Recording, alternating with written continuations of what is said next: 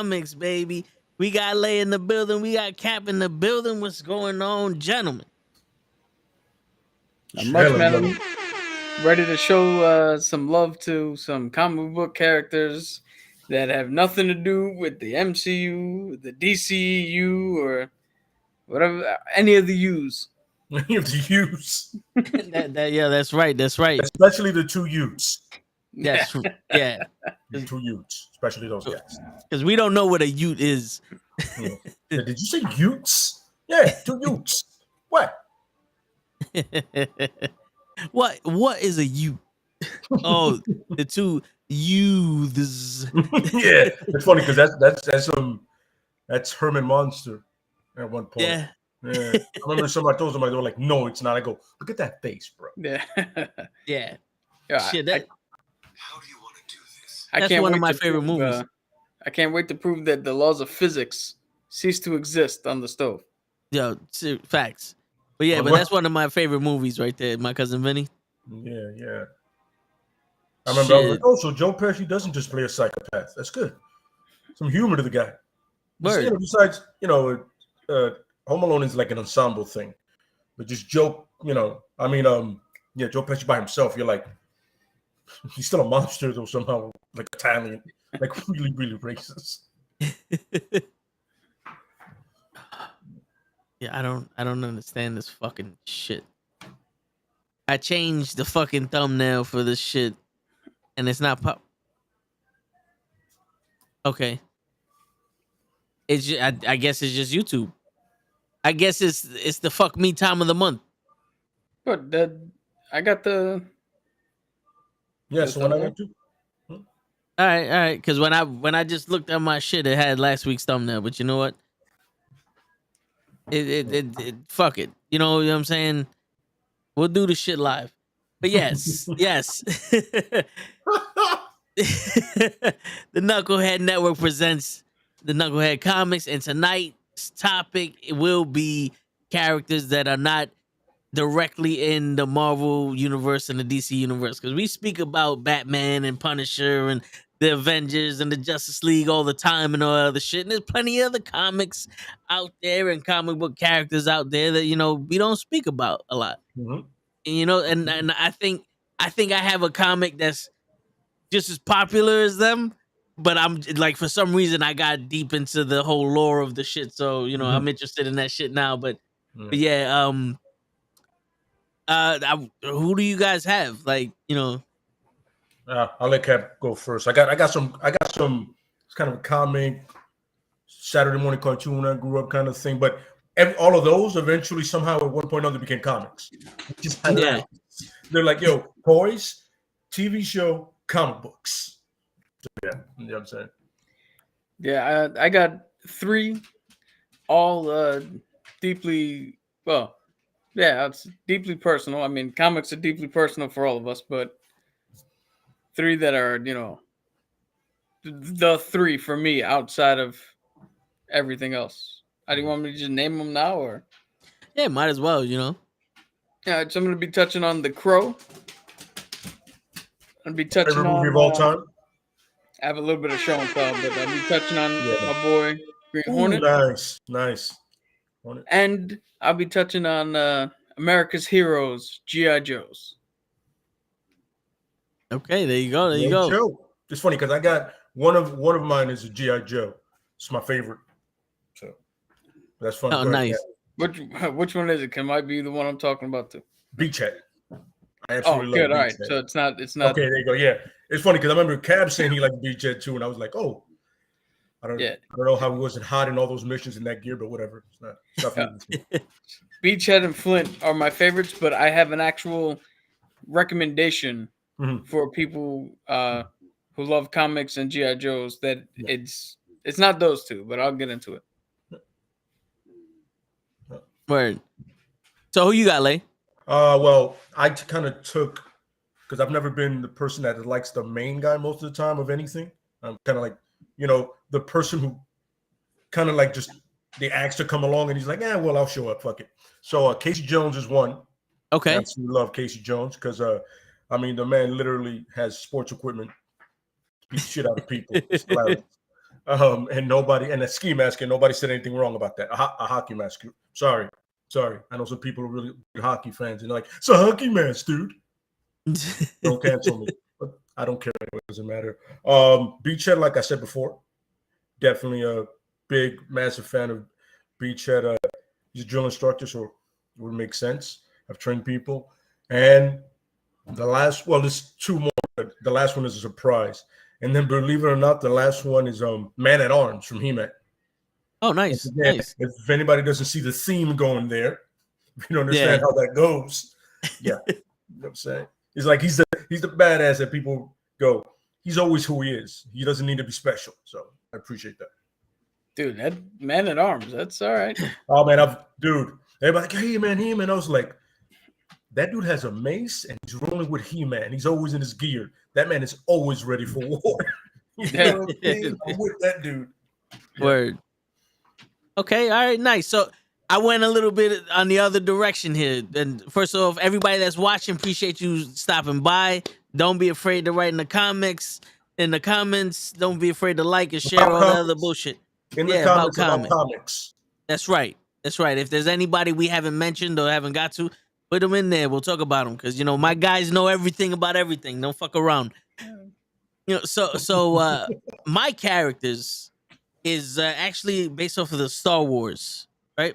So I have Darth Vader because there's a comic run that I heard about that I was like, yo, this made me like Darth Vader a lot more than any of the movies could have. Is it the new one that he's on now? That he's looking for Luke? Is it the one that he's looking for Luke? No, it was like his when he just became Darth Vader and the clones are still there when they didn't transition over to stormtroopers. Yeah, because there's a run he's doing now where he's looking for everybody responsible for keeping Luke away from him. Yeah, and he's just like he gets on a planet and he mows down an army. It's an army of armed men, and he's on some. You don't have enough. Damn. You should probably get people. Slaughters all of them. It's like 500, 300 men just came, son. Damn, I haven't even heard about that one. That sounds crazy. It came out, I think, very beginning of this year or late last year, and it's really good. And they have a good Boba Fett one too, where he actually looks like a badass, not like in the show. Yeah. Like people see him and go, "Oh shit, that's Boba Fett." Like, hey man. You know what I'm saying? Yeah. Yo, fun fact. I got the information wrong when we was watching Book of Boba Fett. Mm-hmm. Boba Fett did not capture Han Solo. Vader did. Vader put him in the carbonite and gave him to Boba Fett. Because Vader was trying to lure Luke in, and when he was done getting Luke, he said, all right, Boba, you can take this motherfucker. I don't need him no more. And they tested him in the carbonite. Yeah, it wasn't. I think at one point Jabba hired Boba again. Yeah, because Jabba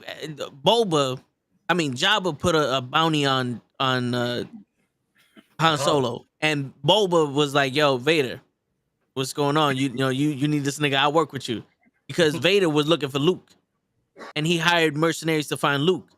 So when they captured Princess Leia and Han Solo, Vader was like, "Yo, we're gonna capture Luke and put him in the carbonite." And they're like, yo, he might die. And Vader's like, fuck it, then test Han. And Boba's like, yo, my man, I need him alive. He goes, I don't give a shit. If he's alive, take him. If he's not, well, my bad. You know what I'm saying? It's like, fuck it. So that's how he got in the carbonite. Boba, in that fucking movie series, did jack shit. And I don't know how he became the baddest motherfucker on the planet. You know how? Just like Lay said, there's a comic with him being badass. Mm-hmm. The books. Mm-hmm. All the extended universe shit they did in the books where people other than George Lucas got to expand on characters. That's how he became badass. Okay. And there's a guy that I was listening about. I was doing some research. Darth Revan. I don't know if you guys are familiar with him, but yeah that's somebody that part of the Old Republic. Yeah. Well, like the Knights of the Old Republic. Yes, his story is crazy. I was gonna touch on the Toxic Avenger, but the only information I got, from what I could do, was my man was just in like toxic waste, turned into a fucking freak and started killing people. He's a hero. he's like the RoboCop of toxicity and shit. Yeah. He's like if the dude that got hit by the toxic waste in RoboCop was a good guy. Yeah. And I was like, we can't really talk too much about that, except for the fact that after like 17 movies, they're like, all right, we're not gonna get any more fans. Let's make this a cartoon. Yeah. For the And kids. Let's make this our movie cartoon. They're gonna make another movie now. They're making another one now. Oh shit. I think it's for either Hulu or Netflix, I think. But they're making another one. And then they want to do that and make a series. Okay. I want to see how they do that. I mean, listen, I have faith in them now than I did before. You know what I'm saying? Like with the technology and the writing, because a lot, you know, the TV shows have good writing. Is you know some of the actors' choices aren't the best ones, but you know the TV shows have some good writing. I think I know who's gonna go with this. So, nah, yeah, but yeah. So, which one of y'all want to start first? All right. All right. So, yeah, I'm gonna go with Beachhead. So Beachhead is the drill instructor for the GI Joe. So he trained all of them to be, you know, America's elite fighting force. You know what I mean? Yeah. But you hear his accent. You can tell he's like deep stuff. I forget exactly where he's from, but I know is that the moment I saw him when I was a kid, I was like, that's an interesting getup for a dude that's, you know, and most of the time he's training people. He's like in the desert or in the beach, and I'm like, you're not hot in that thing, bro. If you ever see the picture of Beachhead, he has pretty much like a ski mask over him, a green ski mask. You know, green, almost hunter green. He has pretty much bullet clips right in front of his chest like that. Then he has army fatigues, and that's like a black vest. And you know, it was always to me is they would only ask him to go on missions, like when they needed everybody. You know, he wasn't always there to. And he was training for the G.I. Joe movie. He was training Flint's brother. Yeah, there you go. There you go. Okay. That's a way cooler version than the one in the 80s. Yeah. But yeah, you know what I mean? And in the movies, he was training Flint's brother. And he told, Hawk's brother, he told Hawk, listen, he has all the potential in the world, but he's a little smart. As he goes, well, Beachhead, you got to do what you got to do. You know, you train that out of him. And he goes, say no more. You know what I'm saying? So the whole call upon when needed, and the fact that he's a trainer to all the G.I. Joes is one of my favorite parts of it. Just like, you're that good because you went through it with Beachhead eventually, especially the new recruits. Or at one point, I trained with Beachhead. You know what I mean? Like him and Snake Eyes would have hand-to-hand combat all the time. You know what I'm saying? He would learn. Snake Eyes would learn. So, yeah, Beachhead. Look it up. You get a chance. Then, of course, like Cap's going to touch on, they have comics because it went from an action figure to cartoon to comics. Of course, the toys. We all know the toys. So. Yeah. You know what I'm saying? So if you guys get a chance, definitely check Beachhead, man. And if you can find the figure, good luck. It's worth a lot of money, I can imagine. He's gonna come back for $4 million. Like, this is what I went for when I sold it. It's worth. I said you're gonna walk away, come back with $4 million. I'm like, this is how much it's worth. Exactly right. It's worth this whole briefcase full of money. Right here. And if anybody got it. Shit, okay. Yeah, all right. Shit, I remember from the cartoon, the G.I. Joe movie, Beachhead was, you know, with them training in the pool and the black guy is like, I could go all the way. The basketball player all out of uniform. Yeah. It was weird. It was weird. Like, G.I. Joe didn't have any uniform regulations whatsoever. Like, come as you are. Yeah. They were like the fucking X-Men. Yeah, like, yeah. You just show up in your own shit. Yeah, absolutely correct. Just show up, man. As long as you're skilled, we got no problem. That's it. We got a Ninja Knight over here with the visor. I mean, might as well bring everybody on. Right. And then, you know, Shipwreck was clearly Ryan Reynolds, but nobody wants to admit that.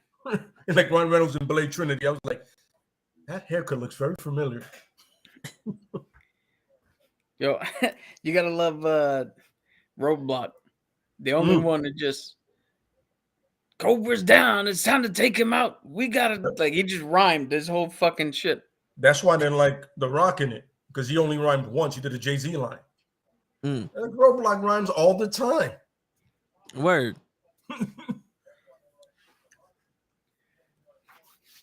he was once a man, now he's a snake in my hands.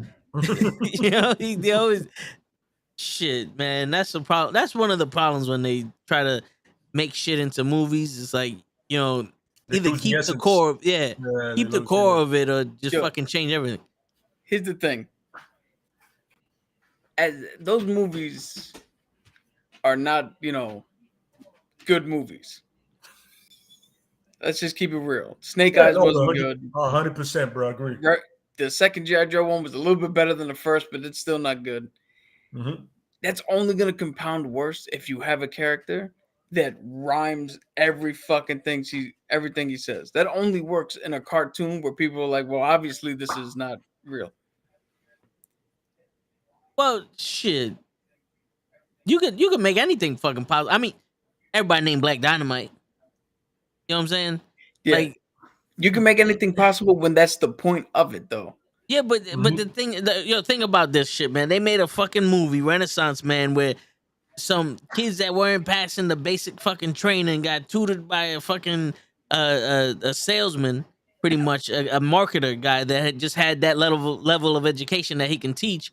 They were teaching them Hamlet, and then they pass. You know what I'm saying? Like, anything that you do, if you write it well enough, is believable. Yes. Now, how would you have liked that movie if the entire time Mark Wahlberg just said, "Hey, how's your mother doing? Say hello to your mother for me. This is amazing." If he only said the same shit over and over again, or his whole shit was just one note, you'd have been like, "Yo, this movie's fucking garbage." Hold up, Mark Wahlberg. It's all one note. It's all one note. The only difference between him then and him now is his age. So let's not do that. Put a southern accent to it. He's like a rooster with an itch. You know what I'm saying? He's like a rooster with an itch. Shit. But yeah, man, it's like, anything can be believable. Once you go into it already saying, well, it's not going to be believable that a guy fucking rhymes, you can't make it believable. We all interacted with people. We seen some stupid people. We seen some special people. And we see some people that are like, yo, I don't know what's wrong with him, but I'm going to go this way. You can make anybody work. All he's doing is rhyming. That's fine. That's a funny part about the movies is my thing has never been The Rock or even Marlon Wayne's Ripcord.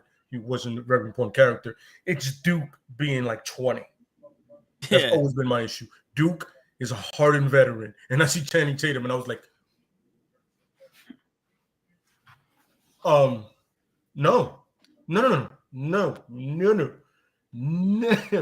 I saw that and I was like, seriously? Have you even read the comics? You know Duke's profile? Yo, I agree with you 100%. He was not Duke at all. Oh, no.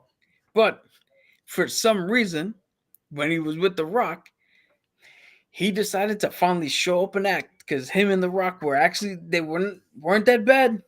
They actually had good chemistry, and I wasn't minding him in the movie. Like, I wanted someone like Viggo Mortensen as Duke. Because that's a guy that he looks like he's been through something, right? And he can act, but he can dig into it because Duke has a real rich history. You know what I mean? Like, I remember when I saw Flint, I was like, well, that's not Flint. He had the beret one time. I was like, he's doing parkour. What is he doing? And he never said shit. Nope. Which Flint is like one of the fucking faces of the goddamn whole thing. Flint is literally like next to Snake Eyes and Duke. Flint is like the most well-known. He goes, oh, you mean the guy with the beret, right? That he has the shotgun shells on his chest. I go, yeah, that's Flint. Everybody knows Flint because of the beret and because when the cartoon starts, one of the openings, it's him pointing from a boat. Everybody's like, we know that guy. But he's one of the better ones too. But yeah, when I saw him, I was like, Flint's my boy. That's my favorite character. Yeah. The only person they got right was Snake Eyes. And that's because he didn't talk. Yeah, I'm saying. They put Darth Maul in gear and said, yo, go ahead, do your thing, man. Yeah. And people got mad like, oh, he should be Asian. No, Snake Eyes is not Asian. He's actually Caucasian. All right? Yeah, why? Unlike the Immortal Iron Fist, this is one of those moments where the Caucasian is right. They're right with it. You know what I mean? Yeah. My man is in a full body suit. You can't see shit. What does it matter? But my favorite, they have the nerve to give him lips. Sorry, go ahead. Yeah. I'm saying Channing Tatum should have played Falcon. Yeah. Luke's brother, as you were saying. Absolutely right. That would have made perfect sense. That's closer to the age range. Now remember, because then you could have had, instead of Sergeant Stone, who Brendan Fraser played, which I appreciated. I can see Brendan Fraser. I got a problem. You could have actually had Beachhead training these guys. You know what I'm saying? And Sergeant you could have just had Brendan Fraser play fucking Duke. Yeah. You could have had anybody but Channing, because the age, if you know anything about the lore, you know that doesn't make sense. The Rock, I can kind of see being roguelike. That makes sense. Because at that time with the age, you can see it. But Tatum, I was like, no, absolutely, no. And they got Storm Shadow right, because surprise, he was Asian. Right. There you go. And then the Punisher played Firefly. I didn't have a problem with that. No, he's pretty good. I just had a problem with the whole missions and everything they had. Nothing said G.I. Joe about it. Like, they were in mech suits running through buses. It was G.I. Joe by name. It was G.I. Joe by name. Yeah, I'm like, this doesn't seem like that. That's more Centaurian shit going on here. Like, can we get fucking G.I. Joes? Like, we're not really getting no G.I. Joe shit. That's why I like the second one better. Because the second one felt more like a G.I. Joe thing. Yeah, there were more individuals than they were in the first one. It was like, the other one, you felt like everybody seemed different except for Flint, because we never got a word from him. Even the bad guys had more, like this decor than everybody else, that like a thing going for them. Yo, I will fight anybody on this. When Zartan was playing as the president, when he turned around and was like, I'm just going to fucking launch all the nukes. And then as soon as they launched it, he's like, cool. Now I'm going to destroy all my nukes. Anybody else? Anybody else want to do this? Or you want to be responsible for mass destruction? I was like, yo, that's fucking genius. Yeah, because, Zartan doesn't carry a mercenary. He gets paid regardless. That's another thing. I was kind of upset I didn't see the dreadnoughts, but, it with Zartan. You could have done that in the third one. Had they made another one, him get the dreadnoughts. And funny, if you guys get a chance, watch G.I. Joe Renegades. They're essentially the A-Team, but it's really dope spin on it. And once I got into it, then they canceled it. The moment I got into it, I was like, happens to me a lot. I get into a show, then they cancel it. Warrior. Yeah. I was like, then I put somebody else on. They just canceled. I go, don't start with me, bro. Don't start with me, man. But yeah, it's they could have done so much if you had somebody that helming the thing that understands the characters. I feel like sometimes you got to get a fan / director that can understand where to take your liberties. What's not necessarily something that somebody's going to go. You know how they have a stunt coordinator? They need like a lore coordinator. They need something with this doesn't go with the continuity of the fucking. That's actually a great fucking idea. You might want to copyright that, because that's a good thing to have somebody there with on some that doesn't happen. Yeah, comic books right here, bro. This is sold millions. That doesn't happen. No, Spider-Man never has a silk G-string. I don't know what you're doing. Yeah. Maybe a web G-string, but not silk. Yeah. The only one we know that had silk fucking underwear was in Double Impact, and that was Absolutely Van Damme. Correct. You know what I'm saying? So you out of everybody should know never wear black silk underwear and take them back to Disney. I was like, why are you so mad at silk underwear, bro? What did they do to you? I'm sorry, but yeah, we went way off topic. I'm sorry. No, dude, all this kind of ties into the G.I. Joe shit that I was gonna talk about. Right. But I don't know if we can all we can all do one and just go around. I guess we all have three, right? So makes sense. Do you want me to just jump into my shit now? Oh yeah. Huh. Once again, you're seeing how our rehearsals went when we practiced this. So it went perfect. So I picked G.I. Joes to talk about in a broader sense, as we've been doing. Mm-hmm. But I'm picking out one thing that I'm recommending to everybody. So for me, the GI Joes are the closest, and I think I've mentioned this maybe once or twice here, but it's the closest I personally can ever be get to being an actual part of the comics or the show or whatever, because we have Shipwreck. He's a chief in the Navy. I've literally been trained on more weapon systems than him, more guns. I know more guns. I know more anti-ship measures, anything than him. I have I had while I was in, I had the highest level of fucking security clearance you can get. So I'm more fucking useful. My job was I was a maintenance tech for cryptological systems. Anything that you needed encrypted, anything where it was secret communiques or whatever VTCs, I worked on. The ship I came from, I built the whole fucking our JIC and our JSOC. I built by hand from the ground up. That is my fucking ship.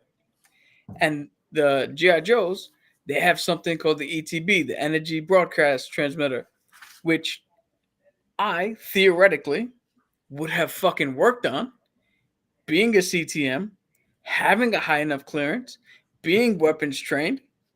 So, and since that's the closest I would have ever become to any comic character ever is a fucking GI Joe, which, funny enough, is one of the reasons I joined the military instead of going straight to college. Because in my head, I was like, dude, I'd love to be a fucking GI Joe. So I did it. Nothing wrong with that. Yeah.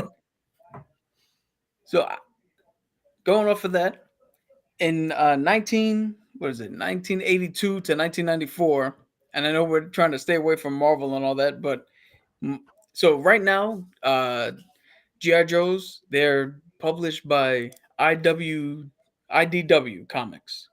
That's where all their comic runs are. But in 1980, for 82 to 94, for I think the run of their cartoon, Marvel was the biggest publisher, and they published their comics. In 1985, GI Joes was the highest selling Marvel comic series. Period. And we have a gentleman named I want to make sure I get his name correct because I'm not good with names most of the time. That's a failing of the military where you only ever have to say sir or ma'am.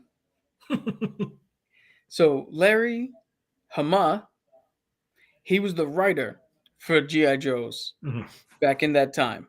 And he still writes a lot of the comics now. And he specifically picks Snake Eyes. So all the stuff with Snake Eyes, his origins and all that stuff, Larry Hama actually created.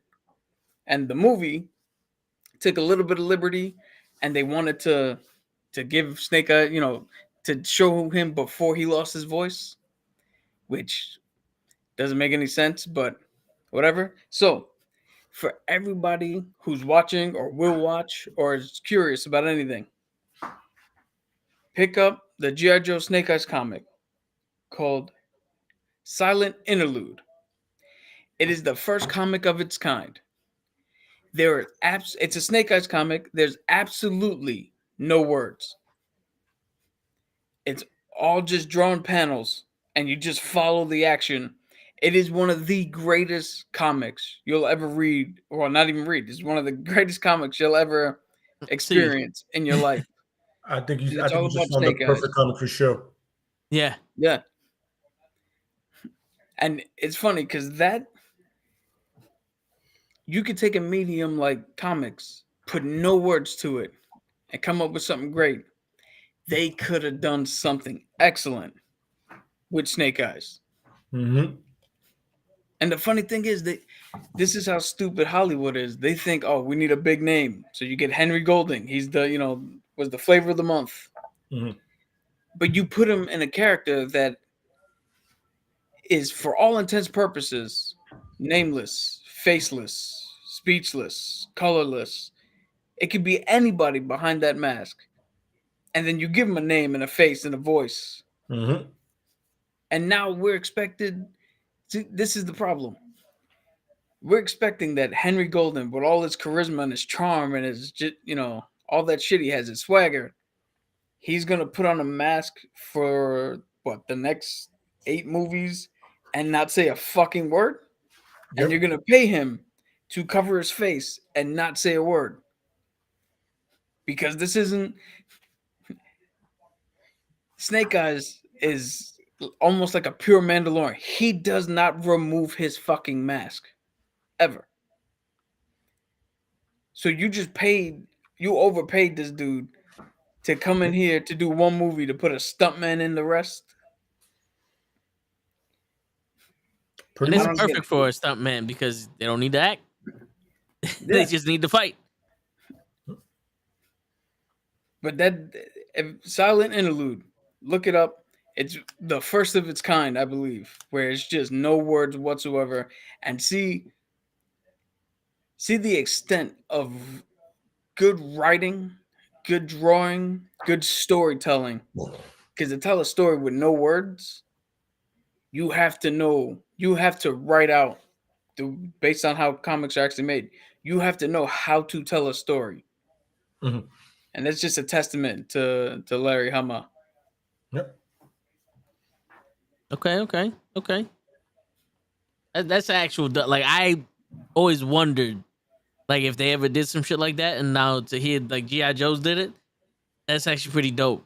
Like, I want to like see it now just to see how the drawings tell the story. Yeah. Because most of the time, like, the words you have to lean upon to get the story, and then the drawings give you like a little bit so your imagination can take over. But now it's like the drawings are telling everything. So that seems dope. And just for anybody who's wondering how nerd I am and how far I go into my shit, so there's a website called Hero Forge where you can make miniature figures for D&D. This is my G.I. Joe figurine, essentially. Short fuse. Or no, what I call myself, short out. Because, I am short. And the short out happens to all electronics at one point or another. That's just dope. It's a creative name. I'm with that. Yeah. Okay. So 50 years from now, when we're still doing this podcast and you're wondering why I don't got kids yelling at me or a wife yelling at me, remember, because I joined the military to be a G.I. Joe.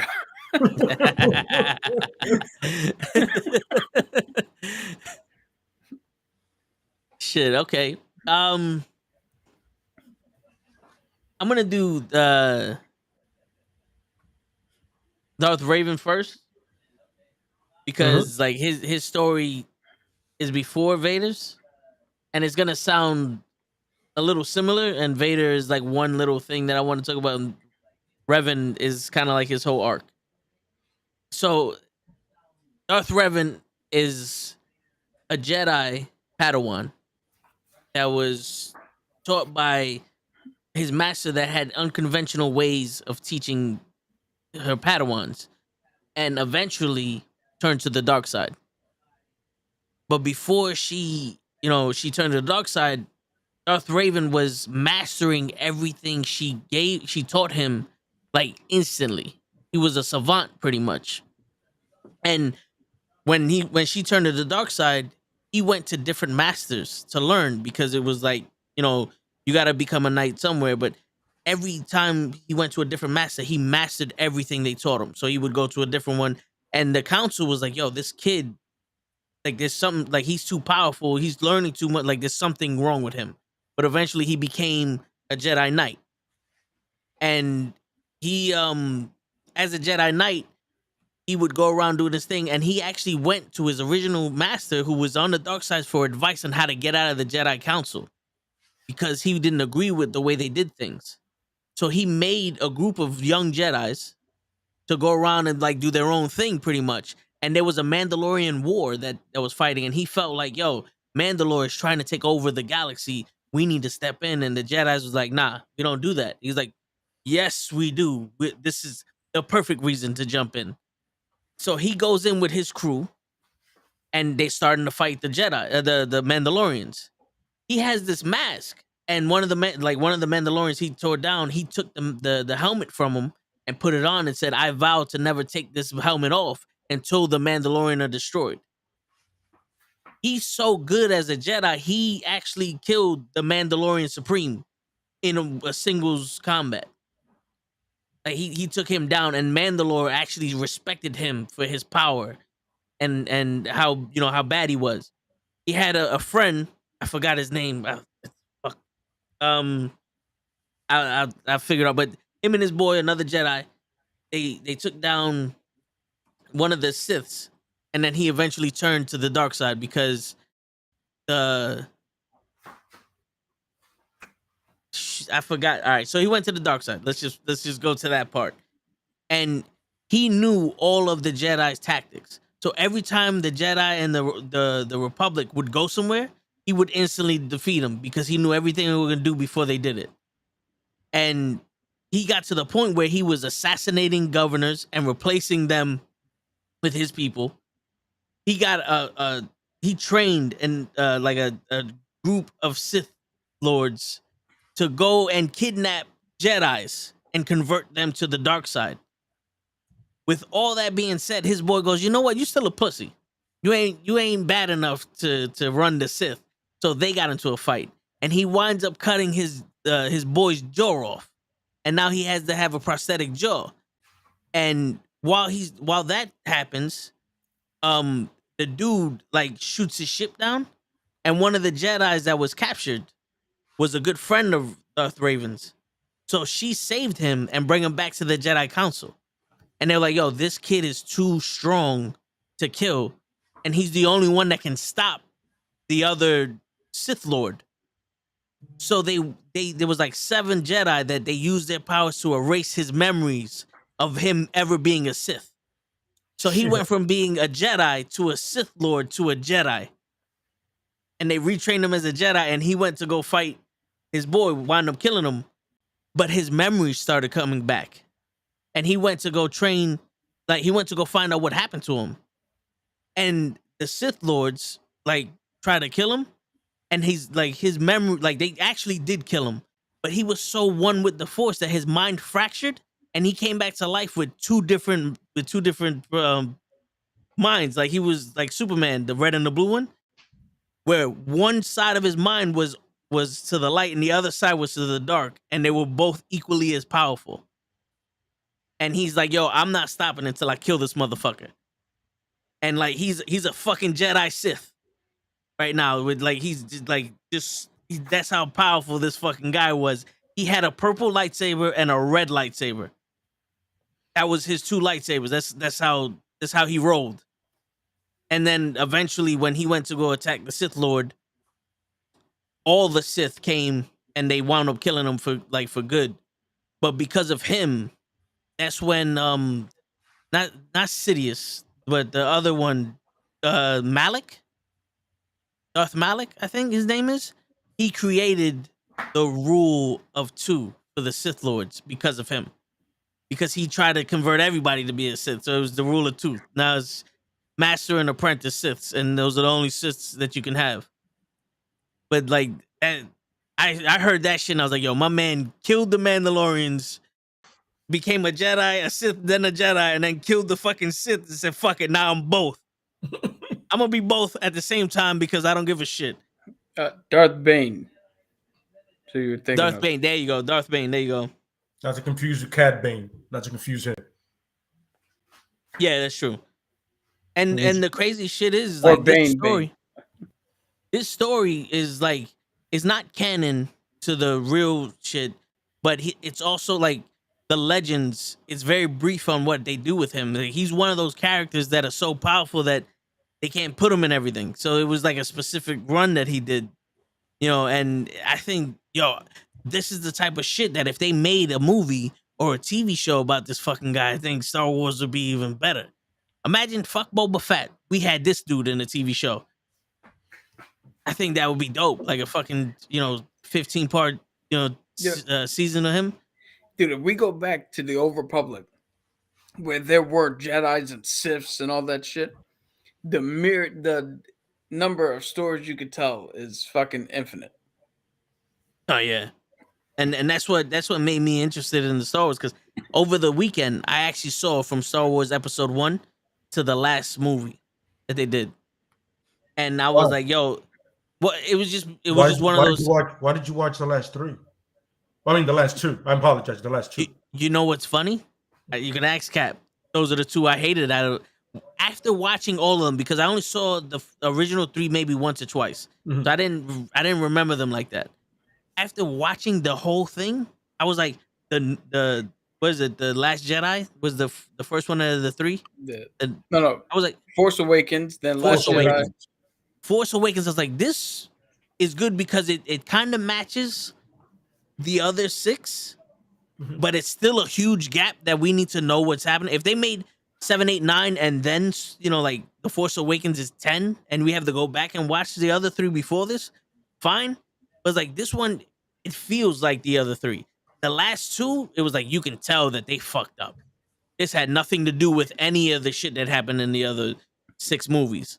So I appreciated the Star Wars, movies after watching them back to back to back to back to back. Mhm. So I mean, it's pretty fucking dope. Cool.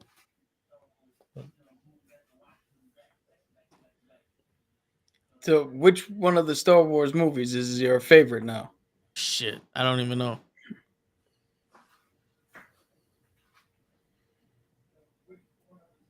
I'll give you time to think. Mine is forever will be Rogue One. Yeah. I completely forgot about Rogue One. Yeah, mine has always been Return of the Jedi, just because it's so much fun. And how can you not get hyped when Billy D. Williams just did yeehaw after they blow up the Death Star? I was also, that's fun. That's what I'm talking about. 'Cause part 2, I remember when I first saw part 2, I was like, yo, thank you for telling me the story, but holy fuck, was it long? It felt long. You know what I mean? And don't get me wrong, I learned everything I needed to learn, but I was just like, Dude, you know what I mean? it's funny. Yeah. Watching the original trilogy Mhm. as a kid, the first 2 was like, all right, we making movies. Mhm. And then Jedi comes out and you're like, what the fuck are these walking Teddy Ruxberries? The fuck is this? This is some That I kid never shit. understood. I never understood the Ewoks. That was purely for toys and marketing. Never Dude, understood the Ewoks. One of my problems with Jedi is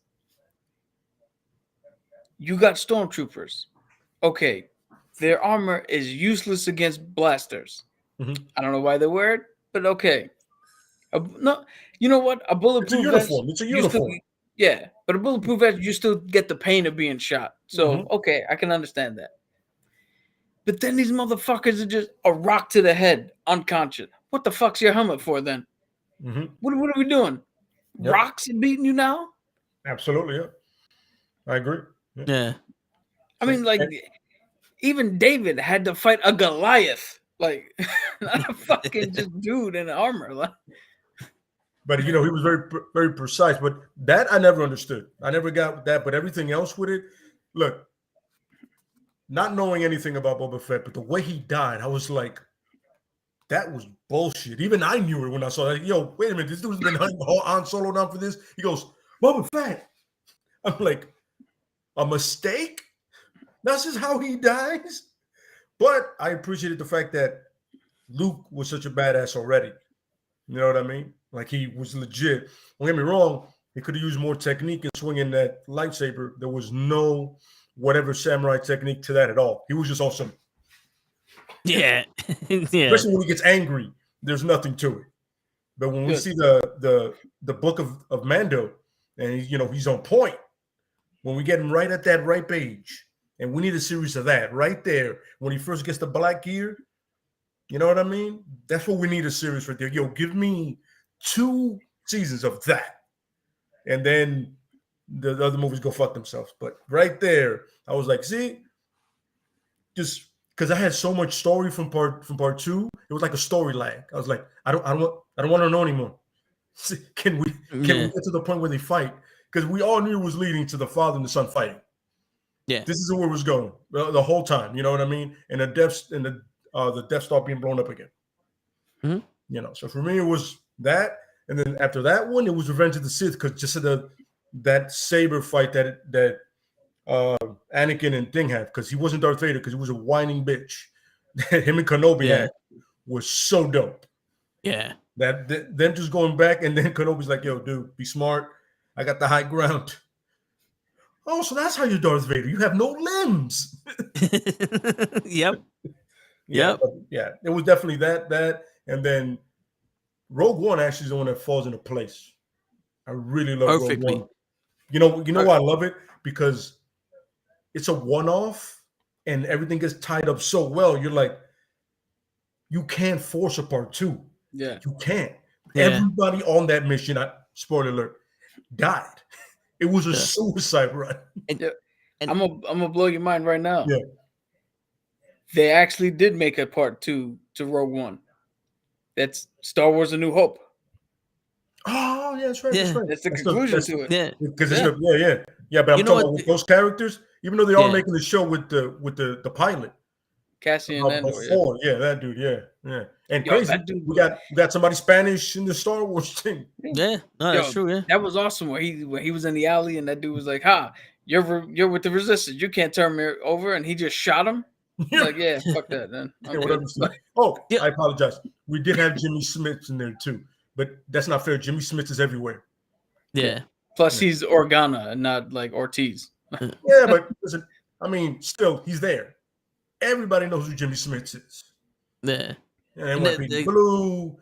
I'm pretty sure he's gonna be in Vikings when I watch that shit. When I finish watching it, because and my lady, everything we've seen, he's been in damn near everything I've seen with her. I'm like, what the hell is this? I'm surprised he hasn't showed up in the MCU yet. No, give it time. Yeah. He's gonna be a senator or something somewhere. And for the X-Men, he could be like an older bishop or something, an older Forge or something like that. He could be, you never know, son. He still has good hair. You know what I would like to see him as? I would like to see him as Dr. Magico. Yes. I go with that one. For him to go up against Doctor Strange, like, your magic is bullshit, man. Yeah, I'd go with that. And it's funny because it's plausible. The guy can play anybody, apparently. Senator, anybody. Yeah, and it's crazy. I saw A New Hope right after Rogue One, and Rogue One ends with the ship, and A New Hope starts with the ship, and I said, "Yo, that's almost the same exact ship in the same exact position." Because you know how sometimes it will start and the ship be like in the middle of the screen, but it ended in the left. It was like if you take out the credits and you just continuously play the movie, this is one long ass movie. Yeah. I was like, yo, that surprised the shit out of me, to be honest. I knew, but when I saw it, I was like, I saw what you did there. Yeah. I like it. There's nothing like actual continuity. Yeah. DC. Yeah. You hear me, DC? Continuity. You have something great going. Don't start over. You're doing with the movies you're doing with the comic books, because now there's another crisis event happening. It's called Dark Crisis. Another fucking reboot. In 5 years, you've done 6. Sorry, I had to get that out because I saw it. I was like, again? Why can't she just go down? But yeah, anyway, yeah. The dude from Hannibal is in it, and he's a good guy. Oh yeah, Mads Mikkelsen. Yeah, he's in it. He's the good guy. And you're like, yo, I feel damn, he's good because I feel sorry for him. You know what's funny? It's hilarious, but it also makes perfect sense. Where he was like, "Oh, I created a flaw in the Death Star." It's like, okay, so you made one hole on this entire thing that'll blow shit up, right? On the surface, it sounds ludicrous, but in actuality, if you were gonna try to sabotage this shit, putting it one random hole somewhere makes perfect sense because they're never gonna look for it. Nope. Especially because you're the one working on it. They're like, yo, listen, we trust his design. He's down with us. He was on some, but you guys are a little lunatic-y for me. You know what I mean? You know what's like, crazy? Hey, what's this hole here? It's like exhaust vent. We need an exhaust vent. Exactly, it's for the exhaust. I think they misinterpreted the message because it wasn't just a hole. It was the whole tunnel. He said if you hit any part of this reactor with any kind of vibrational shot, like with the blast and all that, it's gonna set off a chain reaction. But in this movie, it was the precise one hole. Mm-hmm. In the plans, he shows the tunnel going down to where the reactor is. He said any part of this reactor gets hit, it's gonna set off a chain reaction. Yeah, but the foresight. Yeah. No, turn no, around yeah. and go, one of the ways you can do it is about that big on the outside in a trench. Go, and you need specifically somebody who could shoot a womp rat. You need specifically some. Absolutely. That's the funny part. He was like, I've done this before. Where? We're gonna trust this kid doing that? Hey, yo, listen, if you have a better plan, bro, I'm waiting to hear it. And that's one of my favorite parts about the New Hope, when you see Han come in on some, and that's that great story of the scoundrel becomes a hero. Yeah. And I know that was the inspiration for Gambit. Because he has that Han Solo look on some. He's a dirtbag, but he's a good guy under all that. Mm-hmm. He said, no, don't get me wrong. He's really a piece of shit. But when you need him, he'll be there. Yeah. So yeah, I'm sorry. Yeah. And one other thing that like kind of got me mad with the three new movies is that Kylo Ren had nothing. Like he had nothing from any of his grandfather, his uncle, or his father. Think about it. Anakin Skywalker was one of the best drivers of the. He was one of the best pilots, but he was the only human that can be on that race. I forgot what the fucking I call it the Kentucky Derby, the pod races. He was the only human that ever did that, and he was one of the best. And then he turned out to be one of the best pilots. Luke Skywalker was also a very good pilot with his boys, but he just wanted to join the service, and his uncle and aunt wouldn't let him do it. Mm-hmm. Right? Which in actuality, that's his step uncle and step aunt. That's the kids of the husband that his mother married when she became a free woman. Mm-hmm. Just so people can know that.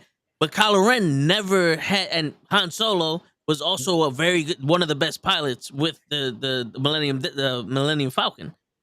Kylo Ren they never made mention to the fact of his ability to fly. The one thing he had right, if he was trying to be Vader, was the conflict in him with the light and the dark, and the fact that Vader couldn't turn anyone either. Vader and Kylo Ren couldn't turn anyone to the dark side. But Obi-Wan Kenobi can. Yeah. Weird, huh? That's really weird, ain't it? Yeah. Yeah. No, but I get it. Yeah. It was like Kylo Ren reminded me of, if you ever see Young Justice, the first season with Superboy, that's exactly who he reminds me of. Just an emotional pain in the ass. You're like, yeah, oh my God, he's angry again. Because also the thing is, like, they would shoot Anakin. So the crazy shit is, I've noticed Anakin is super cocky, but that led him to being unconfident and insecure of himself. Where Luke everything was so impossible to him, which when he found out it wasn't, that made him super confident. And that's when the flip-flop was. They were actually the opposite ends of the spectrum, which made the story even better. Mm-hmm. Because Luke didn't know who he was, and he was like, yo, I can't do this. And when he found out he could, he was like, I'm running with it. Anakin was like, I can do anything. And when he found out he couldn't, it broke him. You know what I'm saying? And that was crazy. But Kylo Ren was just like, I'm a child that you pissed off, and now I'm gonna go with this guy because he says he loves me. So I want to point out something though.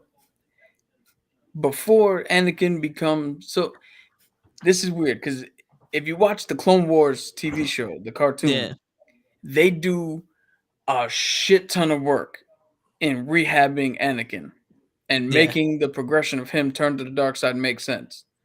But if you only watch the movies, Anakin is a little stupid ass kid who turns into a moody fucking teenager who, I hate him. I hate all of them.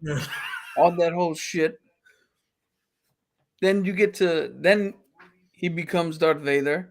But as Vader, he learns maturity. Absolutely. Then you get to Luke. Luke is a whiny fucking bitch who can't do shit. And then when he gets a little bit of edge, he matures and grows. Mm-hmm. Kylo Ren, a fucking moody ass bitch who only becomes cool when he finally turns back to the to the light. That whole shit where he shows up and pulls the fucking the saber out that Ray hands him through the that weird force connection. Yeah. And he just looks at his boys and is like, oh, right then and there. I was like, yo, if that would have been Kylo Ren would have been a fucking monster to come out there with that type of fucking you can't touch me. Absolutely, yeah. But they all have to the one trait, as you were saying, that he has nothing from his ancestors. The one trait they all share is they're fucking bitches at the beginning. Absolutely, yeah. Absolutely. And this is a fan. Yeah. Like you can ask Till in season 2 when that ship came in. You can ask him how much I flipped the fuck out and just freaked out because I was like, "Oh my god, Luke is coming." Yeah. It's funny. I remember somebody was like, "Oh, somebody texted me Mace Windu." I was like, "No, that's Luke." You know why it's Luke? How could that be me? No, dude. Trust me. The dude says a Star Wars fan. I go, "Yo, if you don't understand, if you don't know who the one person that flies that one all the time, even he literally took that from the rebellion and nobody said anything. He was like, got my ride. We're done." When I saw that, I was like, but then and by the way, a great shout out to Filoni from the Rogue One. He did the exact same thing as Luke did. You just see the saber light up. Yep. So it's a good shout out. I like that. I was hyped when I was like, oh, I was just like literally in my room losing my shit. I'm like, oh, it's Luke. Just going to town. When I saw him crush one, I was like, oh, that's the Luke I'm talking about. He ain't kind of doing stuff. He's on some. No, it's crazy. Yeah. In like the legends, Luke and Vader are immensely powerful. Like they didn't even touch a fraction of their power in the movies or the TV shows. Yep. Like I said, Like, you read that comic I told you about. Yeah. You start realizing like, yo, when he goes to places, like first of all, he's there dolo most of the time. He just rolled into a bar and there was nothing but bounty hunters, and somebody said something slick and he was on some murked them on some. I'm not here for that. I'm here for information, and then I'll bounce. But if people want to die, I gotta do what I gotta do. I heard that either Luke or Vader was powerful enough to close a black hole with the Force. Like that's how powerful they were in like the comics and shit. Like my man can shut a black hole if need be. Jesus. I was like, wait a minute. It was like, why wasn't this shown like anywhere in this? You imagine we're getting sucked into it. Yeah, like not anymore.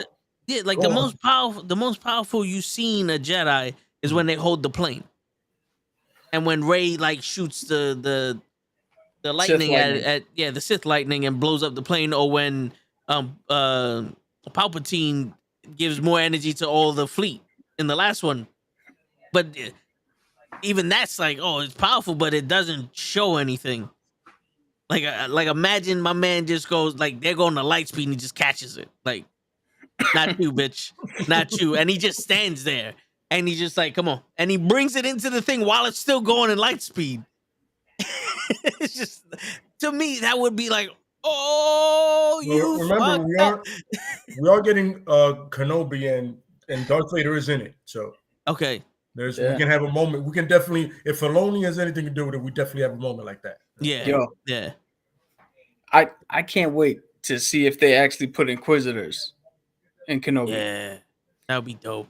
For anybody who doesn't know, Vader, because not even him can be everywhere all at once, he made Inquisitors, which are essentially like Sith Knights. Okay. They're supposed to be what the Knights of Ren. Like Inquisitors are what the Knights of Ren was supposed to be. And he sent Inquisitors out to go hunt down Jedi that Vader couldn't get to because Palpatine had him do some other shit. Yeah. But to see an Inquisitor fight Obi-Wan. Yeah, that would be dope. Be fucking dope. Yeah. But I was going to say that This is why Qui-Gon Jinn is my favorite Jedi of all.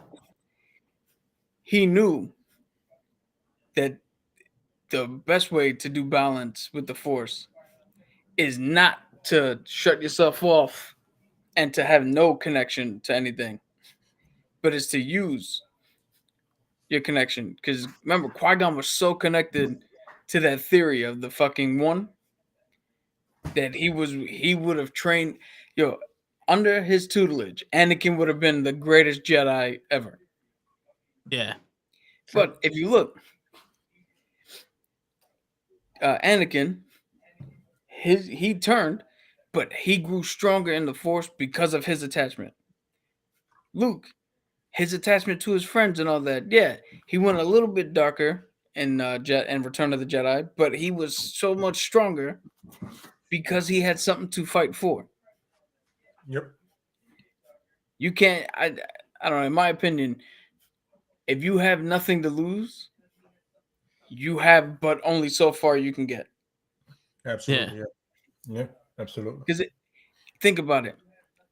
If you look at Yoda, Yoda's supposed to be one of the best Jedis ever.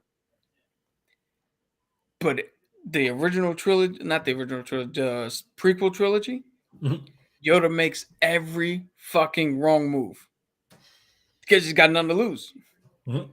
He's got no attachments. He's just thinking, all right, what am I doing at this moment?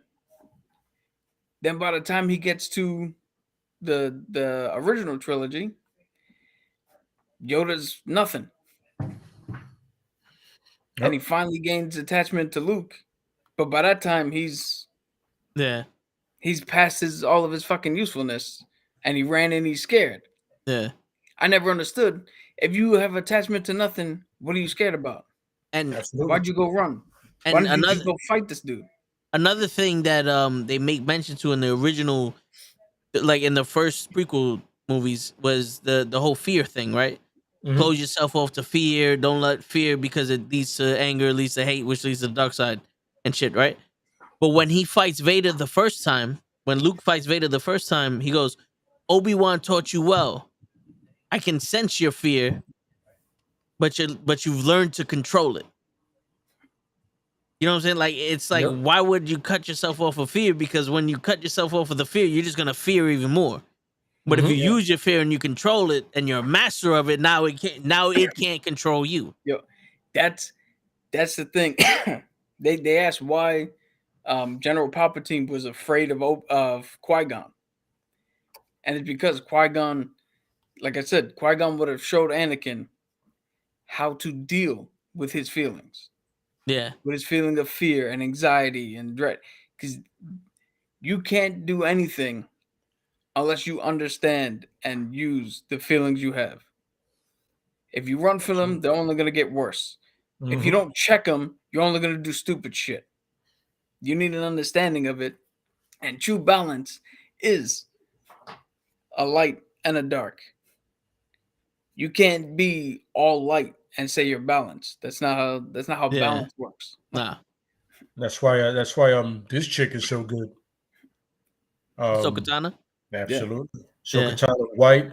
Like, her things might be white, but she understands it. She understands between Anakin when she first met him to where he wound up, to everything she went through. You know what I mean?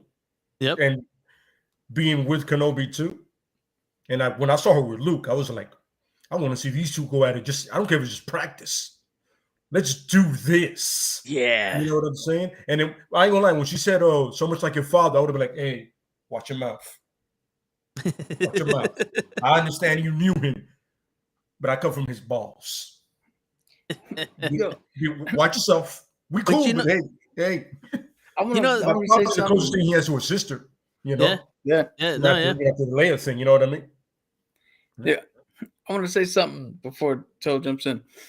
Everybody, a couple of people get on Ben because of his change to the light side. Let's not forget, right, that Vader's change was Luke just taking off his helmet and being like, I accept you as Anakin. Anakin killed kids. Yeah, he did. He straight up murdered kids. Yeah. Well, So You slaughtered that. If he Well- can be turned back to the light side and everybody's like, hey, Anakin's good, but Vader's not, type of shit, Yeah. Ben can fucking be, he can Well- have turned back to Yo. the light. So Yo, here's, my here's the man. whole thing with it. You saw whole- that when you see the lightsaber. I was Yeah. like, Yeah. he's The not. The whole thing with Vader is he went to the dark side from pure unmitigated rage. You know what I'm saying? Like I used the word wrong. I mispronounced it. Mitigated rage. But it was because he saw visions of Padme dying, and he wanted, with any cost, to save her. And when he found out that his kid and Padme died, snapped. Right? But he snapped. He snapped, and when he snapped, I love he it. killed. All right, so I'm gonna go into Vader now. All right, I'll just go straight into Might Vader. as well. You're already So here. yeah, so Anakin, as we know, was the one that's gonna bring balance to the Force.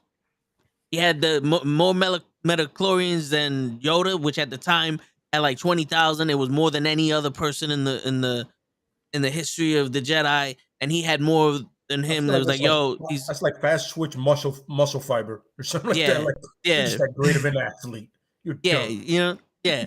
So they're saying that he should have had a purple lightsaber because he literally could use the dark and the light together, but because he was so afraid of the Jedi Council, thinking that he was gonna go to the dark side, he shut off his connection to the dark side, and that's why his lightsaber was blue. Mhm. Because when you have the kyber crystal, it connects with you and it gives you your color. Now the original lore was there was multiple colors because they all meant something different. Mhm. But when it got down to the blue and the green, it's because the Padawans didn't have enough time to connect with their kyber crystals because they went from Padawans to being Jedi real quick, and it was either you're more of a Force user or more of an attacker. Like the green one is like Obi-Wan Kenobi, where he's the guy that sits there and thinks rationally and he protects the ways of the Force and all that other shit. Where the blue ones are like, I'm gonna be more lightsaber using and I'm more aggressive with it. You know what I'm saying?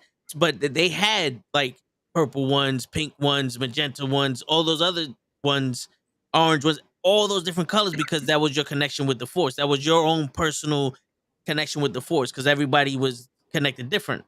Mhm. So he blocked himself off and he got blue, and then he fell in love with Padme, and his whole attachment was he lost his mom, and when he was gonna lose his wife, that's what it was like. Yo, I couldn't save my mom from the Pikes, so I have to save Padme no matter what. Mhm. And the one thing that Vader hated besides that was like slavery and shit, because that's what he grew up with. Which was funny because he grew up as a slave that was able to do anything he wanted. He fixed things, he raced. The only thing it was like, yo, you just have to work for me and I own you guys. So Then Wait, Yeah. whoa. indentured servitude is technically slavery, No, but no. that's what the thing. no, but what? you know, Rewind that. well, So you well, can like work on whatever you want, but I own you. no, yeah, it was one of the. It was like when you see it in the original, it was like this kid was running the store. He was making shit, like he was making his own pod racer. You know, he was getting money off of some shit. Like no one gave a shit. He just had to work at the store and do his things. He was an employee that couldn't go anywhere, but he literally could do anything. He was a man at that young age. No, that You he know? was. And then he became a Jedi, and it was like you're free now, but don't think about doing jack shit. You can't have emotions. You can't have You're still in the attachments. store, Batman. Yeah, you can't have emotions. You Exactly. can't have attachments. You can't have nothing. You have to go straight off of the religion of the Jedi.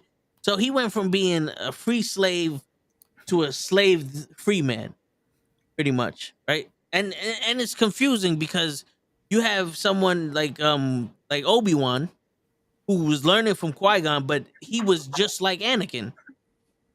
But when you have someone that is wild and you're trying to tame someone who's trying to prove to you that he's good, it's one of those, it's very confusing because Anakin saw Obi-Wan as a father and Obi-Wan saw Anakin as a brother.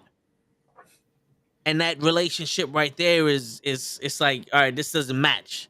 Mhm. So that dynamic is off. Where Palpatine just straight out took him like, this is, I'm gonna be your father figure, and manipulated him through the allowance of having an emotion. The same way that Cap was saying that Qui-Gon Jinn would have showed him how to deal with his emotion, Palpatine took advantage of his emotion.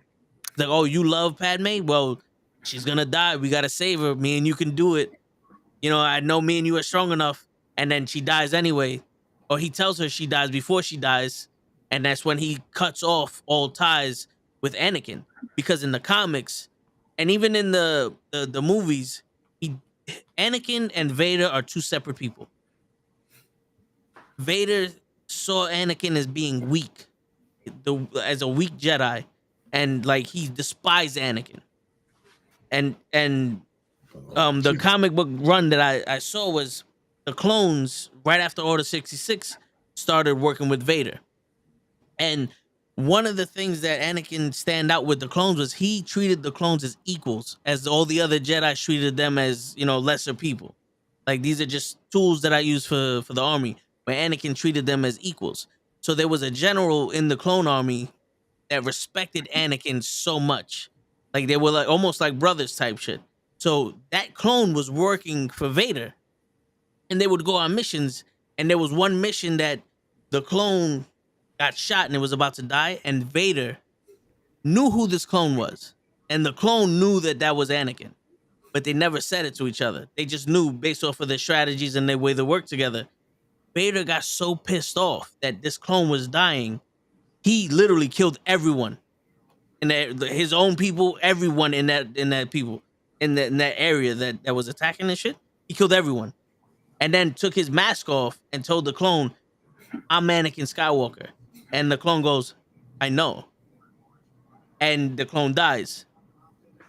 And that moment, he actually became closer to the dark side because it pissed him off so much that this guy made him feel so much respect, and like he made him feel a certain way when he died, that he actually admitted he was Anakin Skywalker. Like, it pissed him off to be like, to admit his weakness, that he was Anakin Skywalker and that he can feel that way. So Ahsoka Tano, that clone, and Luke are the only people to have ever had Vader admit that he was anything other than Vader. And I thought that run right there, if you would have saw that dynamic in any one of the movies, it would have been like, all right, I get this now. It would have made Vader a deeper character than just a father that now I see my son lives, you know. And then he finds out he has a daughter. He give two shit about his daughter. He just wanted to turn Luke. You know what I'm saying? Like, that was the crazy shit for me. But I think if you would have saw that dynamic, it would have been. Right now, hoping to Obi-Wan succeeding and spinning off to a Vader thing. I'll take that any day. You know what I'm saying? Yeah. Take that any day. Yeah.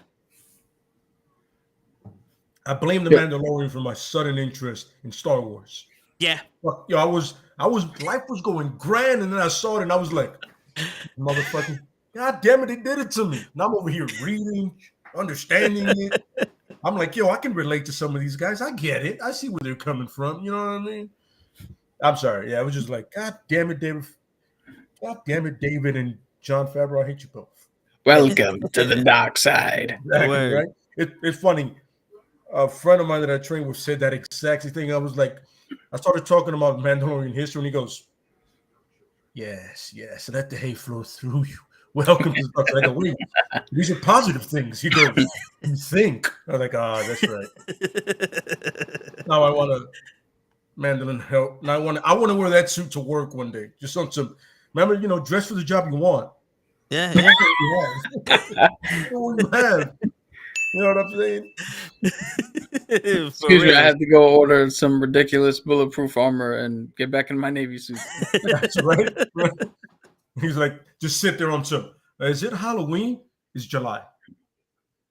Okay, hold up. Let me move this. It's July, bro. Yeah, I can literally. I got a flamethrower in this shit. You want me to flamethrower your ass? I can see you at your door at work, and somebody's like, "Yo, can I get in?" Like, no. Why not? This is the way. Exactly. This is the way. I remember it's like three of us that were watching it, and we just tell each other all the time, this is the way. And people look like, what does that mean? He doesn't know the creed. No. It's okay. It's okay. Yeah. That's like when the shield first came out, and would be like, believe. And then somebody go, in the shield. And then we do the fist thing. Nobody understood it. Nobody got it. You know what I'm saying?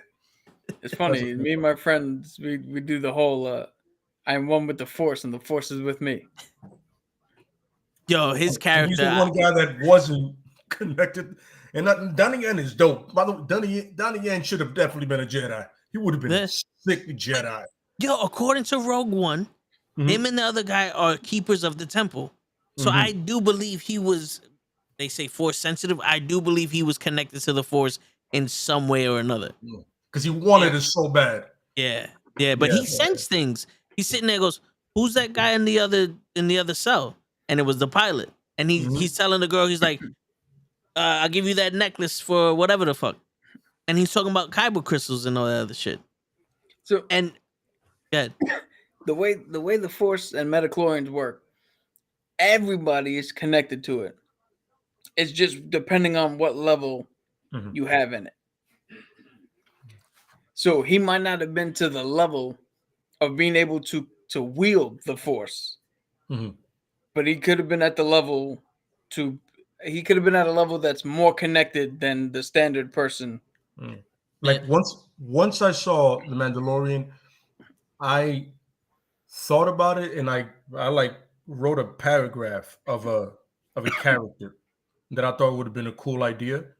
That his mother's a Mandalorian and the father's a Jedi, and they have like a forbidden love. You know how that always works. You know what I mean? Yeah. Oh, like Obi-Wan and the leader. I'm saying he was able to get both. You know what I mean? He was able to get, but he wound up becoming a smuggler. No matter what happened, he decided, yo, I understand you both want me to do this, and they didn't die young. You know what I'm saying? But they died in battle, and he was like, yo, I don't want that life. I don't want your life. Some good Varsity Blues in there. Good movie. Oh yeah. Now there's no football. Give it a shot. You know what I'm saying? And he can do both. He's Force sensitive, and he has a Mandalorian thing. But as much as he denies it, the stronger it gets to him. Like when he's around another Jedi goes, wait. Like Ahsoka Tano hires him, and she goes, wait. Are you a Jedi? He goes, all right, let me break it down to you. Father was Jedi, mother was a Mandalorian. End of story. I was trained my whole life, and you became a smuggler? Why I say it like that? I knew you were here before you knew I was here, so think about that. Who was trained longer and who knows better? And I don't want him to have that Han Solo charm. I want him to completely rough around the edges. You know, I want him just to be like, yo, I want money and to go. No, I just want my money to go. But, you know, he's not a dick. You know what I mean? He's not like almost like a douche, but he's like, yo, listen, I'll do what's right as long as you leave me alone afterwards. But you helped me. I know. It's one of my bad qualities. You know, say it like that. It's one of my bad traits. I know. Don't follow me. Yeah. Please don't. Kind of like that kind of deal. You know why they call it the Death Star and the Star Destroyer? What? Because the strongest stars have hearts of kyber, and the Death Star and the Star Destroyer were powered by huge kyber crystals. So they're using that would make sense. So they're using the hearts of stars to destroy planets. So it's like the Death Star and the Star Destroyer. Yeah, but Cap. No, I was gonna say, great minds think alike, because I also had this whole story built up with characters where I call it the Sword and the Shield, where they're both smugglers, because apparently Star Wars likes to team people up. So it's two guys, and they both bicker with each other worse than Lando and Han. Ooh, that's tough. But one of them is a full-on Force user, but he only uses the Force. Okay. The other guy is not a Force user, but he has the lightsaber. Oh, okay. So when they fight, it's a cool thing where the what do you call it? The non-force user is using the lightsaber. Mhm. The other guy's using the force, and then when they have to team up and do something, he'll turn around and stop something with the force, so the lightsaber guy can do something, Oh, and then the that's lightsaber dope. guy would jump in, cut somebody off. So, Mhm. and it's a good back and forth of what a Jedi would do, but it's two people doing it. It's like Because I actual like the idea. dueling personalities, actual Yeah. dueling personality. Yeah, that's dope. Because I like the idea. Yeah. So people, what do you call it? Certain people had a problem with, oh, how the fuck did Finn pick up a lightsaber? Because he's not force sensitive. How did he pick up the lightsaber and wield it? And I'm like, yeah, General Grievous had like 8 lightsabers at once, not force Absolutely lightsabers. correct. Yeah. It's a fucking weapon. It's Yeah. it's not the Judge Dredd fucking you Yeah, need the the lawgiver. fingerprint. Yeah, not the lawgiver. Yeah. I was Shit like, I isn't like the coded to idea. people. Anybody can pick it up. Yeah. And well, the kyber crystals call the people, so they accept people who wield them. Some of them are so connected to their masters that they would reject certain people. So it could have been that like Anakin's Anakin's lightsaber, the kyber crystal was one of those that it called out to Rey, and since Rey was so attached to Finn, that it allowed him to use it That's in a, order that's to a, that's a protect good Rey. theory. That's a It good can You know, also theory. be a because thing of if kyber crystals do that, the fact that this dude without fear Mhm. is willing to pick this thing up yeah, Mhm. in defense and go up against somebody like Kylo, yeah, of and course, like because the story behind Ahsoka Tano getting her blades white was that she was being hunted by an Inquisitor, but the kyber crystals in her blades were actually not connected to the Inquisitor because she didn't fully connect to them, and it called out to Ahsoka. So Ahsoka was attracted to the blades, and when she finally got the blades after killing the Inquisitor, she purified the kyber crystals. That's why the blades are white, but they attach to Ahsoka Tano. So even though you find it and allows it, still can be like, nah, you're not worthy enough for this, and calls Mhm. out to another Jedi, another Force user. So it's like a Green Lantern ring. Yeah, pretty Yeah. much.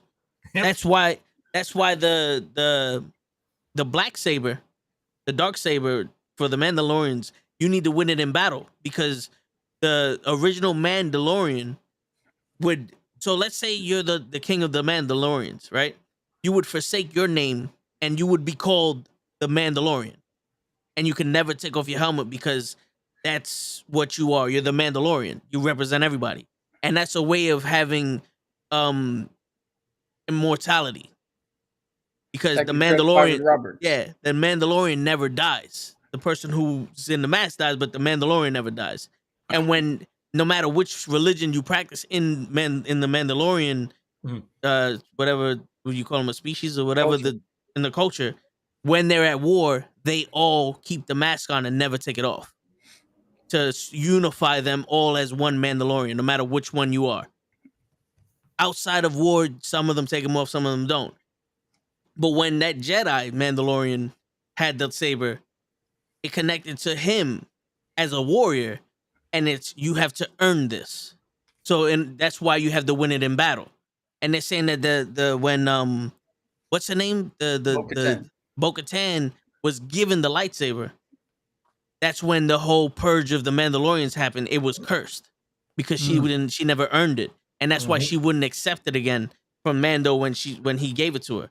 And that's why now it's rejecting Mando because he was gonna give it away willingly. Mhm. Because Darth Maul had the Darth saber, and when he lost to Palpatine with it, that Darth saber belonged to Palpatine, and it no longer accepted Darth Maul as its wielder. That's why Darth Maul hid it, and he just kept using his red sabers because he couldn't use it anymore. Mhm.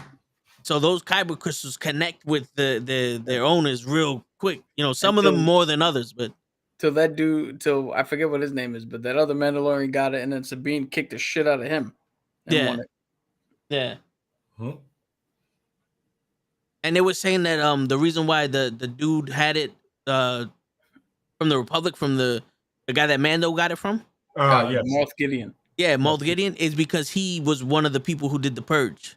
Like he led the attack on the purge, and he found it, and it was one of those. Well, you killed the Mandalorians, so now you owe me. Yo, So that's why he was able to wield it. See. I want to see the Purge, Mandalore at night. No, listen, I want to see Order 66 completed. Yeah. Like everywhere. And then I want to see the Purge. Because I think in season 3, we're going to get a lot more of the Purge. And during the Obi-Wan, we're going to get a lot more flashbacks.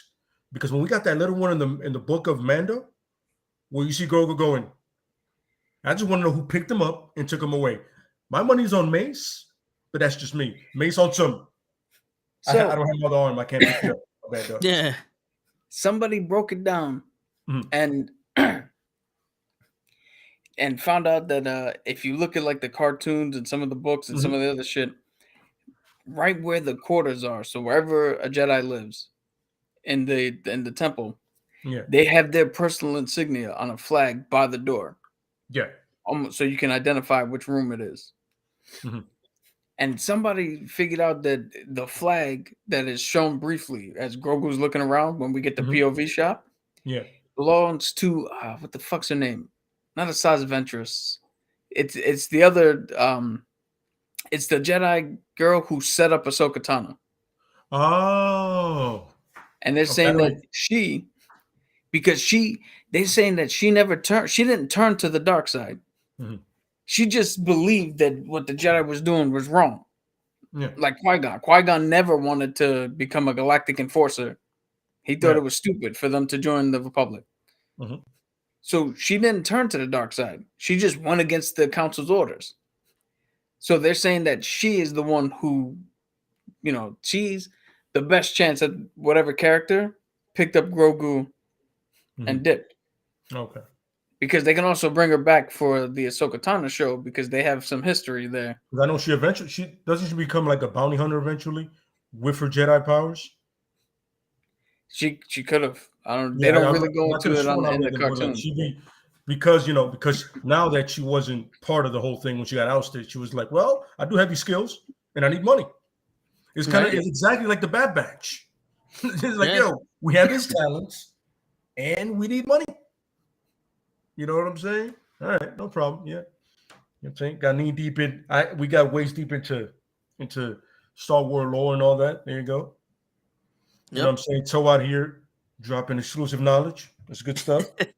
Hey man, I tried, bro. No, that you said some shit. I was like, I didn't know that either. And I looked at some stuff myself. But I've been focusing a lot more on the Mandalorian. Yeah. Because of the clearly, like I said before, and just the bounty hunter life, I've always been a fan of it. Like, I'm saying this when people always find it ridiculous that this is what drew me to bounty hunters, is the Midnight Run with Robert De Niro and the actor that had just passed away from the guy, the father from Beethoven. It's really that movie because it was so different and interesting. You know what I mean? I see Hookah Bear's there. Yeah, what's going on, Hookah Bear? Yeah. I was just finding so interesting. It was like, he tracks people down and then you pay him. Interesting. It's an interesting line of work. You know what I mean? Let me find out you watch Dog the Bounty Hunter. No. Okay. I would. His hairstyle and dressing is disrespectful to all five senses. You don't want to see the WCW Renegade hunt people down? Oh my God. My God. Let's hope not. Yo, that's who I thought it was when I saw the comers. I was like, why the fuck is Renegade out here fucking tackling people? The fuck? My man Lorenzo Lamas is coming in here. By the way, I used to love that show. I'm not gonna lie to you. Like I remember, like during the pandemic, I watched a couple of episodes and I was like, damn, this show's terrible.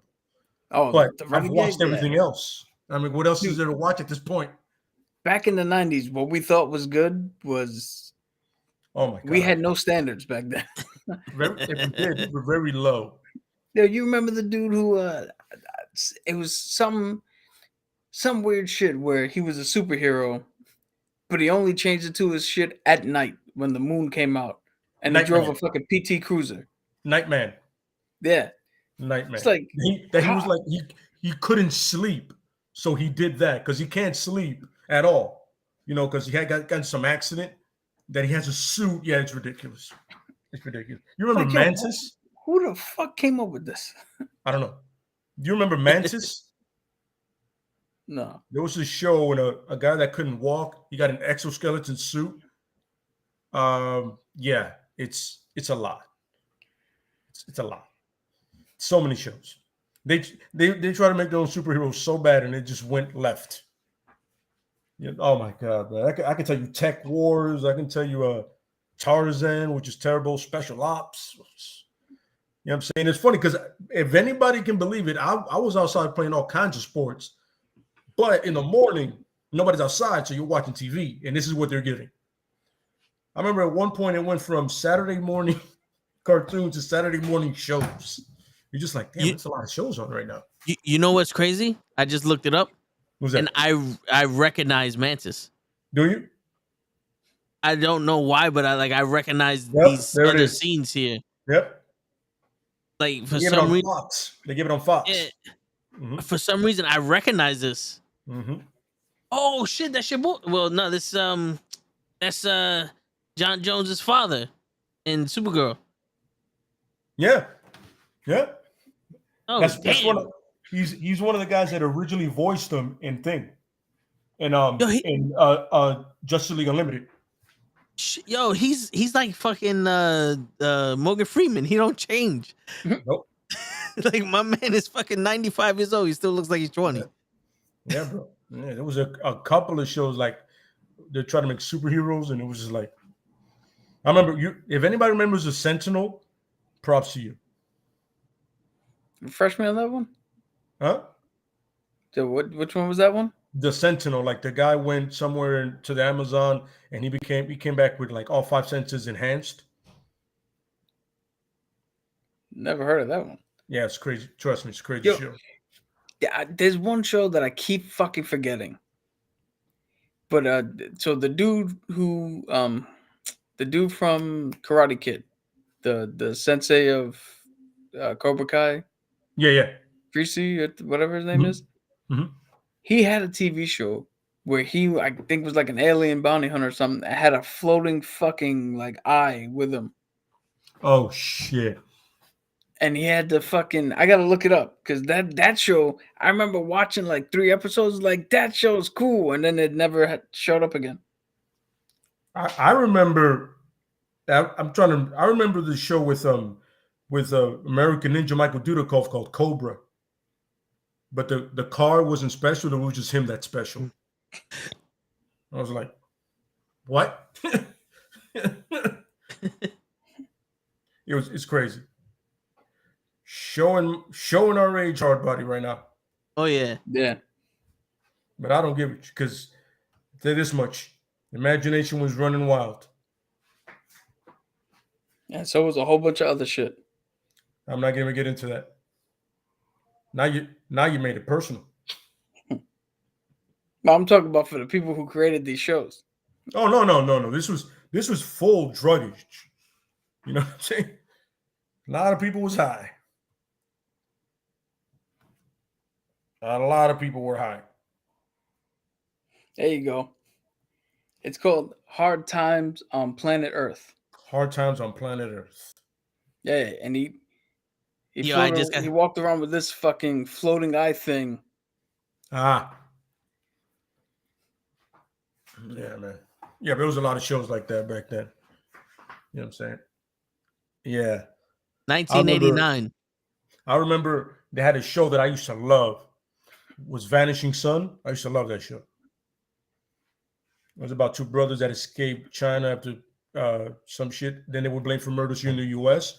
And one had no idea how to fight, but he joined a gang, like the mob here. And then the other one we could throw down. The other one was actually the bad guy in Romeo Must Die. Russell Wong, if I remember his name correctly. Yeah. Now, that guy's going to be a star. I forgot his name. That's not the dude from Only the Strong, is it? No. That's Mark Dacascos. No, that's somebody else. He was actually in, ironically, to Captain, he was in The Crow Stairway to Heaven, the show, the TV show The Crow. Which I didn't have a problem with it, but I was like, still. No, that show was better than people remember. Oh, no. Did they give it to you? Oh, yeah. Who's got the next contestant on This Is Your Life? Yeah. Which is, again, another show where they literally brought you out and like, hey, you remember this lady from 5th grade and this gym teacher and this person. Yeah. It's not something. It's not just something that Mankind did to The Rock in the Attitude Era. It's an actual fucking show. Yeah, actually, but he did it great. So The Rock's birthday is May 2nd, you stupid son of a bitch. I was like, God damn, Rock, that's a little hostile, bro. You don't think them chair shots were bad enough? Yo, for real. You know, it's funny though, because much like the TV show, there's like, oh, you made it to the age of 43. Let's look back on what you did. It's like, really? Now? It's kind of odd. It would only have been better if they had killed all the people on the show afterwards. Like, This Is Your Life. Boom. It was a good one. Bye now. All right, so which one of y'all want to go next? I did my two, but I'll do Casey Jones. All right. So if anybody's not caught up with Casey Jones is a vigilante that often works with the Ninja Turtles, best friends with Ralph, and is pretty much the only love interest of April O'Neil, lucky bastard. So Casey's little backstory, which is fun, tragic, but makes sense, is he worked in his father's auto shop, right? Casey's name is Casey Brendan Casey Jones. Don't ask me how that happened. Okay. No, it's Arnold Brendan Casey Jones. The problem is he took the Casey Jones name because his father's name is Casey Jones Sr. So they have an auto shop, right? And then some purple dragons come, and his father refuses to pay up to them. So they kill him. And the lead dude, Han, is, for all intents and purposes, fucking up Casey Jones. I mean, bad, but Casey decides, it's not, I grew up, my father didn't want to give up, stabs him in the neck. With the knife in his neck, he beats the shit out of Casey to the point where he has nothing to do. And then they kidnap his sister and his mom, hold her hostage. You know what I'm saying? Then Casey decides this is the time. He goes, he gets his mom and his sister back, moves them far away, but he loves New York, so he doesn't go anywhere. And he begins to train himself, and then he's realizing how bad his city's getting as he's getting older. You know what I mean? By the way, this all starts when he's 17. And by the time he's 22, he's full on masked, you know what I'm saying? All sports equipment, using it, and then he runs into Raph as Raph is beating up on some muggers. And then he starts beating on them, and then he says, I'm going to finish them off. And then him and Raph get into a fight. But at one point, he realized this makes no sense. So they turn around and start fighting the muggers, and then that's when their relationship starts to build with the turtles. You know what I mean? But yeah, that's definitely I don't know, man. I guess his love of New York City and his choice of weapons is what I love. And the fact that the guy's in sweats, it's absurd. Yeah, and he has a crop top, which he never gets shit for wearing a crop top. Doesn't get shit for it. You know what I'm saying? But still a huge fan of Casey. The motivations are pure, and he's very skilled, which, like I said, when street level, I appreciate it even more. I love the street level guys, and Casey is as street level as it gets. Because when you're grabbing baseball bats and polo sticks and, polo bats and all that shit, I mean, come on, man. Put it in a golf bag, and that's what you are.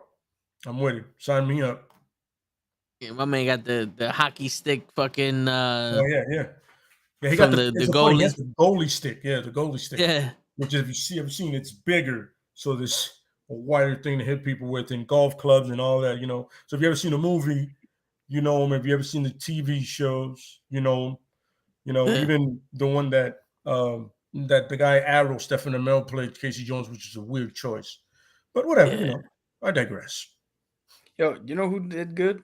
There's a fanfic of Casey Jones fighting somebody. I forget who it is. It could be Nightwing. I'm not sure. Mm-hmm.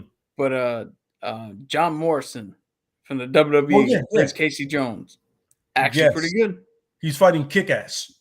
Ah, Yeah, that's one of these guys used to do it, but they stopped for some reason. I used to love that stuff because they used to have all that. I remember it was Nightwing versus Winter Soldier in one of them. I was a big fan of that. the Wolverine versus the Predator. Yeah. Wolverine versus Predator, Wolverine versus Wonder Woman. That one was cool. You know what I'm saying? They had one. It was. Oh my God, how can I forget that? It was cool, but it'll come back to me. It was a superpower beatdowns. Okay. It was Gambit versus Nightwing. Shit. You get a chance on YouTube, check it out. It's pretty cool. You know what I'm saying? Just really big fans doing matchups that people always wanted to see. Yeah. But yeah, Casey Jones, definitely, man. Huge fan of it. Love it. I'm saying. Always wanted the mask, but. So which is the closest version of Casey Jones that we got in the movies? I would say the first one, the first dude. You know what I'm saying? I'd say he 1991. he had the look to him more. Because Casey Jones has long hair, kind of raggedy, you know what I'm saying? Like, man was not well kept. He was all about the violence. You know what I'm saying? Yeah. Yeah. And he actually is believable that he'd go that crazy. Absolutely, yeah. You can see it, you know what I mean? And that fear that he has of like in close places is just for the movie. That's because they didn't have enough time for his scenes to be filmed in the place they set up to be the sewer. All that was like to hide that. You know what I'm saying? So he's not afraid of closed places because if you read the comics and you see the show, he's always down there with them. Yeah. Yeah. Fun fact: if anybody's a fan of Chicago PD, yeah, that's right. That was Voight's right-hand man. Yep. In the beginning couple of seasons. Alinsky. Yeah. Alinsky. Yep. That was, and that's funny. That was always my favorite character in that show. It's always him. You know what I'm saying? Because he was so relaxed, but he's also, you can tell, like, he can kill somebody right now if he wants. Yeah. Yep. Yeah. He was the dude that when Voice trying to intimidate somebody, he just stuck his head out, goes, "You need me to kill him?" Like, yeah. You want to take him to that place? I'm down for whatever. I mean, he didn't have any legs when we arrested him. Yeah. I don't know why he's bleeding profusely, but he didn't have legs when we arrested him. I said, how about we take him to the cage? What's the cage? You'll see. Oh, you gonna find out. So he says, come with me. He says, no, I'm not asking you. Come with me.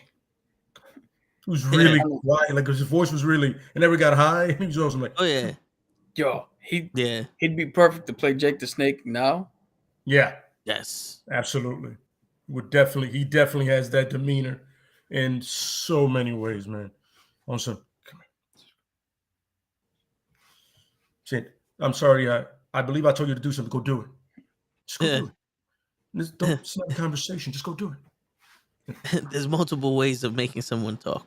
on a side note, I always find it funny how Fire, the guys in charge, they all talk like this. Yeah. They got a whisper rasp that they can't. Yeah. Because they got to hide their identity. Like, yo, that's what it is. I expect Batman. I expect them to go up and like, where are the other drugs going? Exactly, yeah. I could, side note, who do you think Voight could be as, like, if he was a hero in DC or Marvel? Who do you think he could play? The White Nick Fury.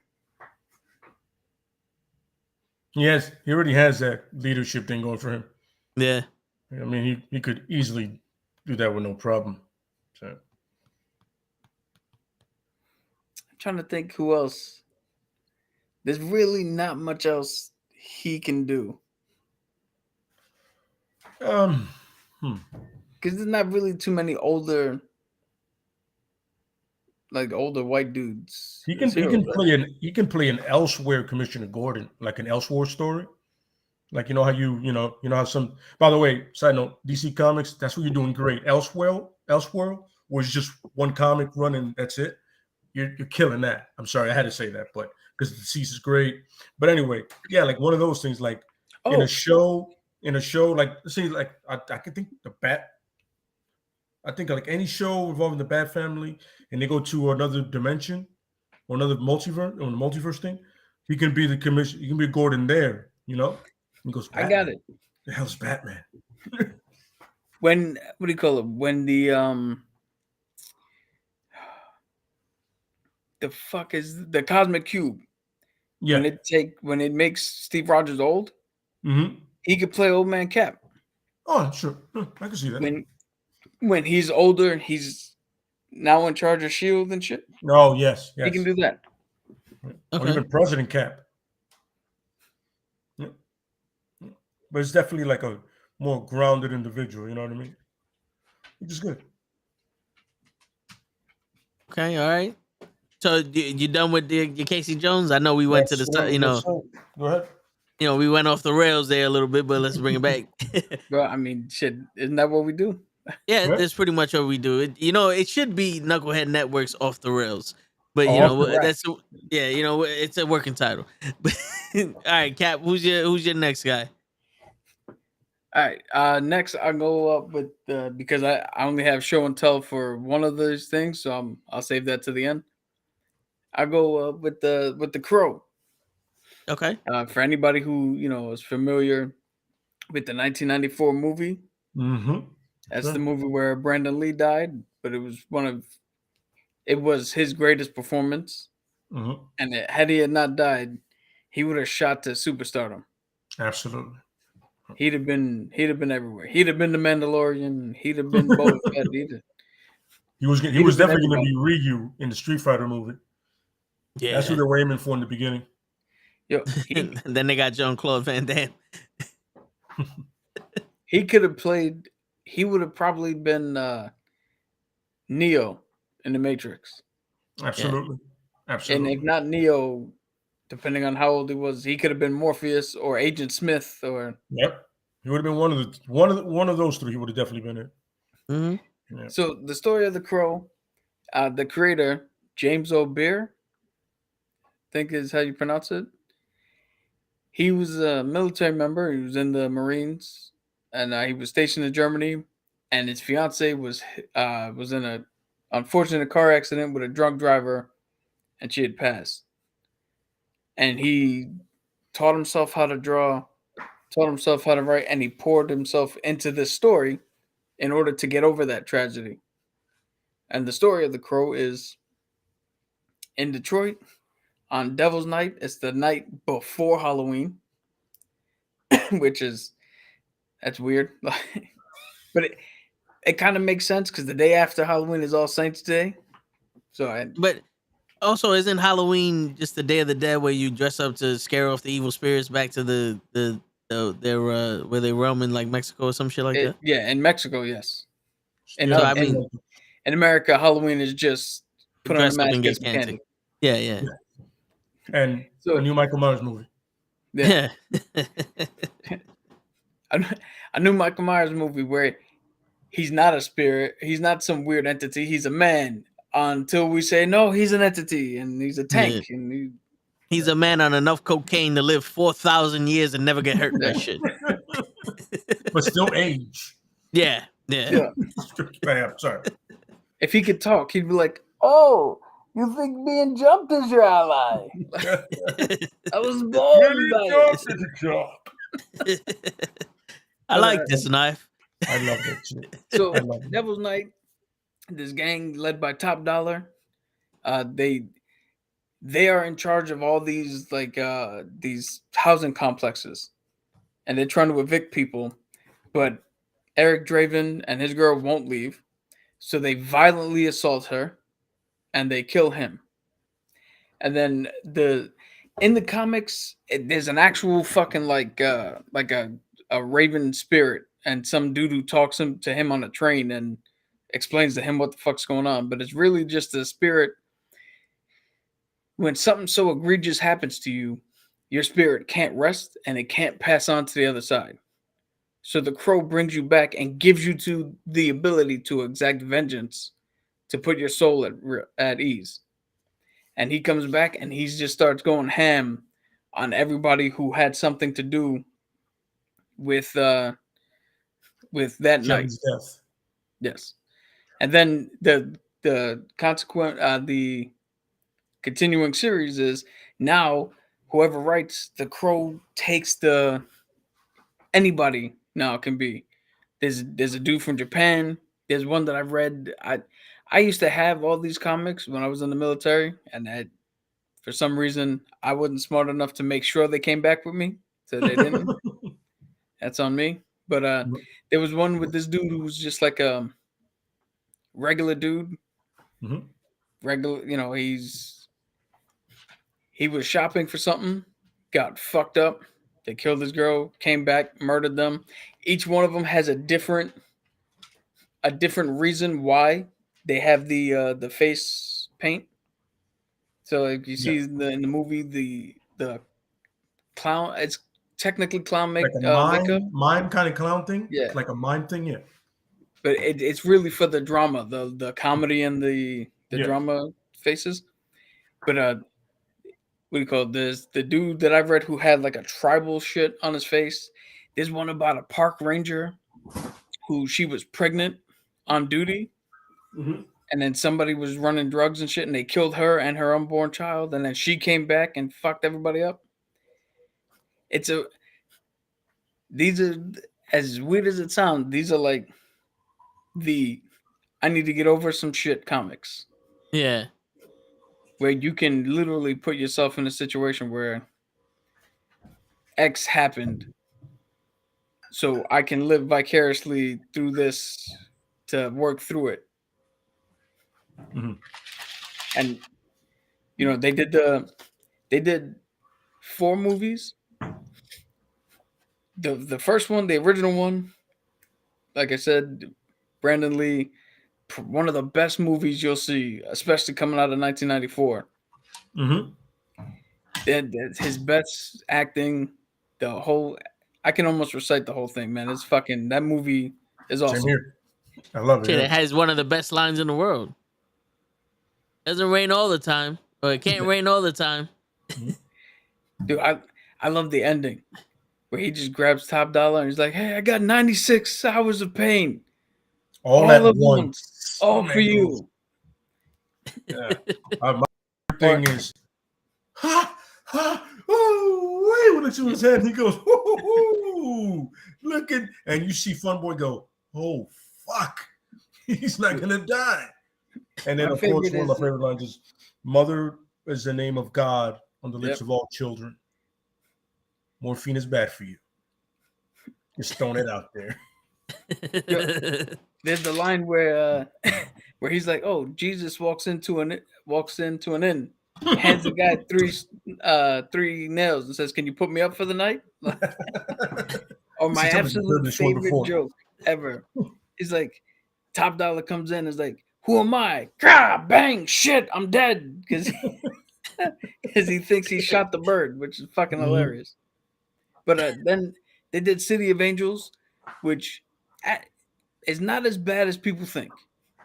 I mean, it's not the first one, but I mean, you're living up to a certain standard, and the mistake they made was trying to get somebody who looked like Brandon Lee, because then like people did what Show did, and they thought, "Oh, this is a sequel to that movie," and it is, but it's not a direct sequel to that movie. It's the next story to be told.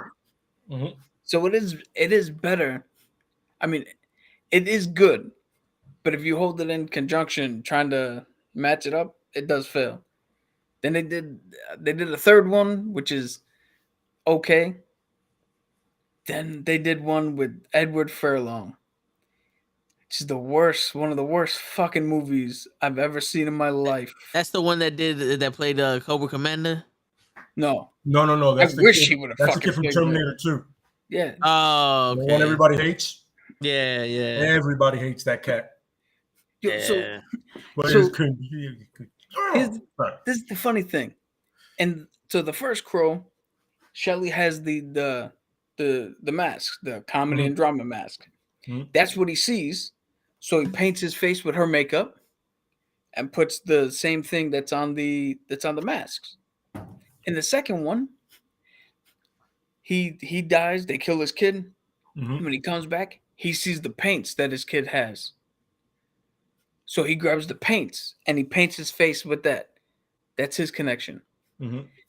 The third one, they go a little bit of a different route. He's framed for murder for killing his girlfriend, which he didn't do. And when they execute him, the electric chair burns the fucking visage of the crow into his face. So his skin falls off and it's just now seared into him. Edward Furlong, this motherfucker, literally was like, he walked back into the trailer after his girl died because the 4 horsemen killed him. And touched the fucking board and was like, the magic marker. And just magic markered his face. Like, nothing that really connects. Because he was looking at pictures. Not even like she wrote a fucking soliloquy with the magic marker. No, he just, nope. Pick up magic marker. And I'm just going to mark my, like, what the fuck? So, skip the 4th one. Watch the 3rd one if you want. But the first 2, I highly recommend. And I recommend, the good thing about pick up the original one to get the full effect of the crow. But the good thing is you could pick up any one of them and just follow that character and see what happens with them. And you can fall in love with it, anything you want. Fun note. When I went on the only pub crawl I ever went on was in Rome, Italy. And we had to give our names. And none of the dudes, like none of us wanted to give our real names. Because we were like, we're in Italy. They're not checking IDs. They don't know who the fuck we are. So one of the guys put down Tony Stark. The other guy put down not Bruce Wayne, but David Wayne. And then I went, fuck it, Eric Draven. And then immediately got caught. Because when somebody turned around, I was like, hey, Eric. I ignored them because I was like, I don't know who the fuck they're talking about.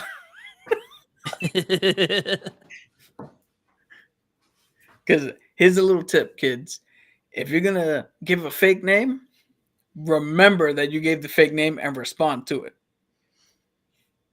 That's when you turn around. That's when you turn around like, no one calls me Eric.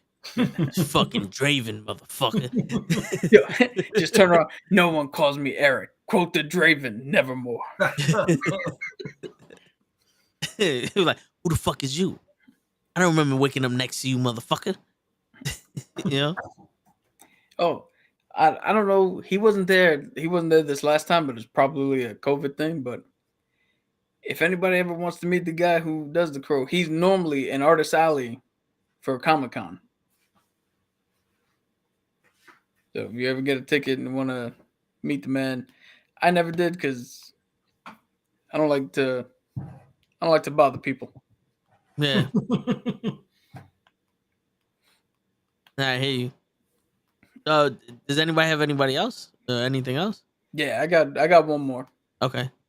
You got any more? All right. So the only one, like, I know the first issue of this comic, The Last Ronin. It's also a Teenage Mutant Ninja Turtle run. I know Lade knows. You probably know more about this than I do, but I know the first comic where Splinter's son basically killed off the turtles. Not Splinter's son, Shredder's son killed off the turtles, except for one, and they reveal that was Michelangelo, who was the last Ronin, the last one out of all the turtles, and he was so hell bent on revenge that he was like, I'm gonna kill this motherfucker. But he also was being haunted by his brothers. So he was like psychotic where he's talking to himself, and then you'll hear Raph and Donatello and all of them talking to him while they're doing shit. Like, why are you doing this, bro? He's like, I don't give a shit. I gotta be here. What's going on, RKH? And he winds up like going to, because at this point, Shredder's son was like the ruler of the city. He was the, like the mayor or something. He was the richest guy. Like he won. And my man goes to get him, and he's about to kill this motherfucker, and they jump him, and they kick him out of the building, and he falls from like the 100th floor or some shit, and goes in. And the story's quick. Haven't got past that first issue yet because I haven't found the rest of this guy's supposed to do all the issues. I haven't found anyone. The fucking lying bitch. But it's dope that Michelangelo is the last Ronin because everybody expected it to be Ralph. You know, yeah, Raphael. You know what I'm saying? And I thought it would be too because that lends to him. But then hearing it's Michelangelo, like the youngest one out of all of them, which learned from all of them, so he has all their traits in them.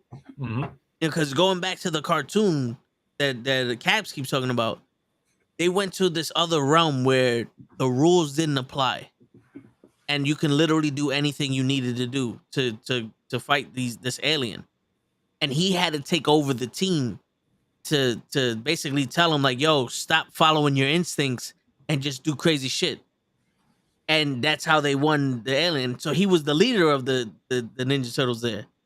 And he knows some shit about things.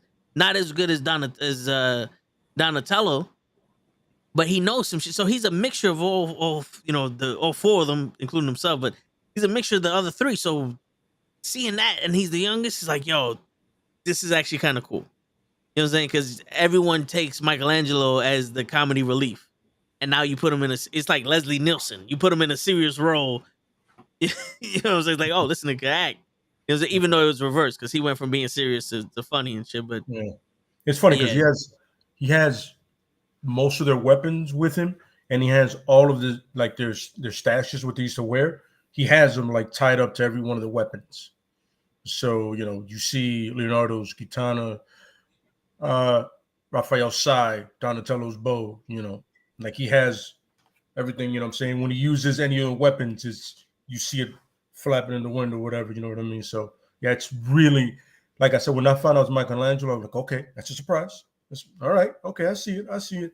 But it's a really great run. You know what I mean? And if you're a Ninja Turtle fan, especially if you're a Ninja Turtle fan of when they first came out, you'll get more. You'll realize that the Turtles aren't as friendly and happy. The black and white anime, colorful and great and pizza and shit. It don't work that way, son. When they first came out, they murdered a lot. Yeah, they didn't have different color stash. That was only for the toys and the marketing and the differentiation. But when you guys read this one, you're gonna get more feel of that. They even have a couple of panels when it gets more in, like they draw them like they used to. So you're gonna be go, oh shit. You're gonna have that flashback, into the younger ones that have no idea. This is a more mature turtle, so you're gonna, at a certain age, you're gonna appreciate it. Other than that, certain age, you want to appreciate these turtles, the fun ones. Don't read that. You want to get a more mature Ninja Turtle version? Read that.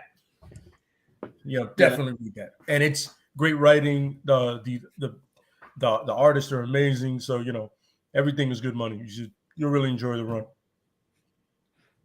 And fun little fact, I wish we were talking about it the other day. I wish we would have kept this video. But 2018, 2017, me and Toe went to Comic-Con.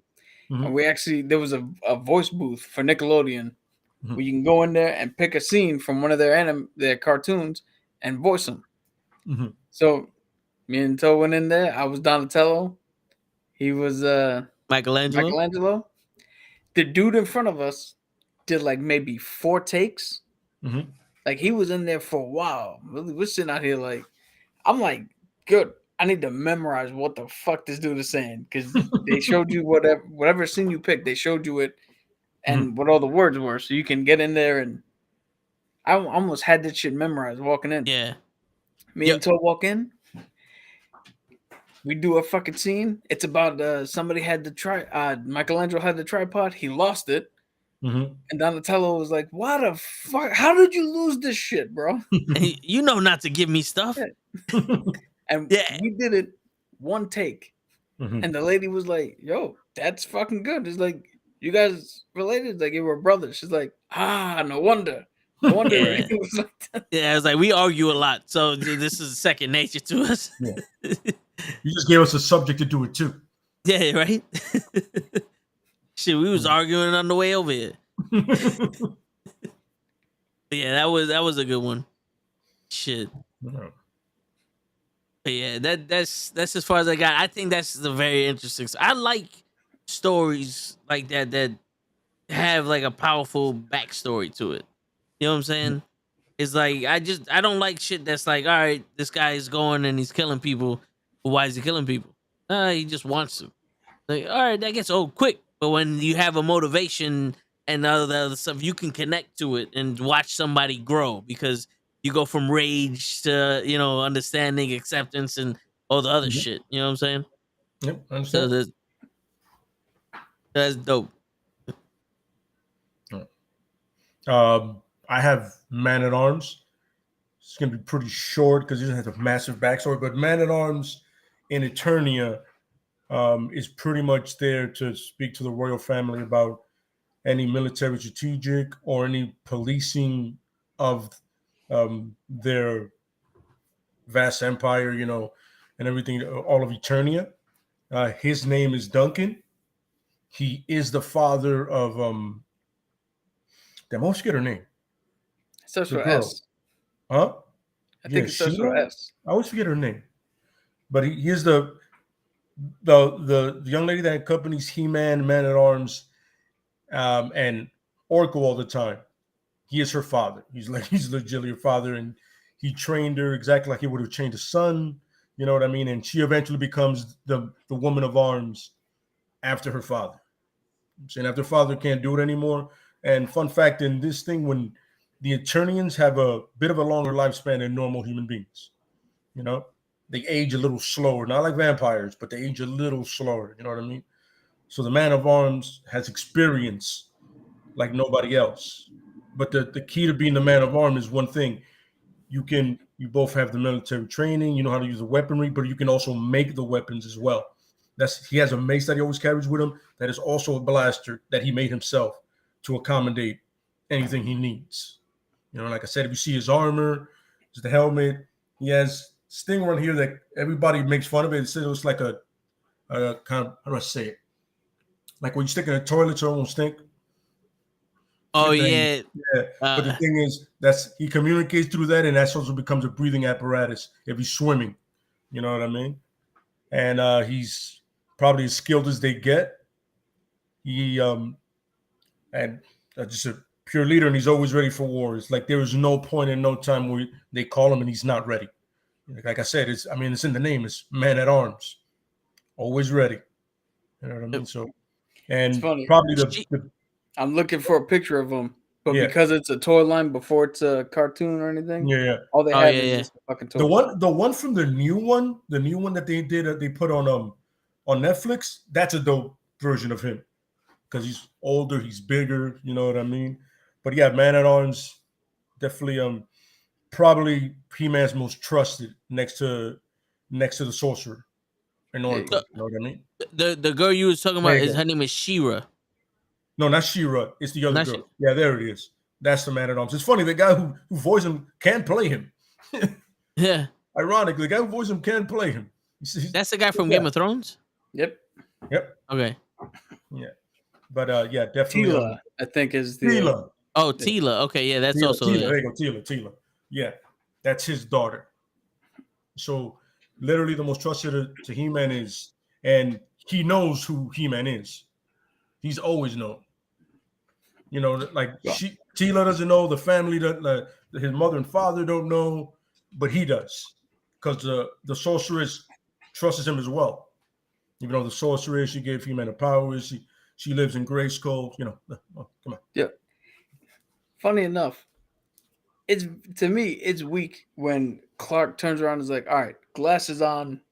Nobody could tell that the fucking 6'6" huge dude wearing glasses is not the same as the 6'6" huge dude wearing blue and red. But it's weird because they draw, especially in the old cartoons and comics, they draw Adam almost as big as He-Man. And it's like nobody fucking can tell the difference when Adam disappears and he shows up. And the only difference is this motherfucker's wearing a Magic Mike uniform. And he has like a tan, like a little tan. Yeah. a little sun before he came over here. Not to mention, He runs. It's not like Spider-Man running off and having to put on a costume. He runs off to yell, "I have the power!" It's And ironic because he has less clothes on than Adam. Yeah. He takes off clothes to be He-Man. But you know what I'm saying? I don't know. Can't get into that.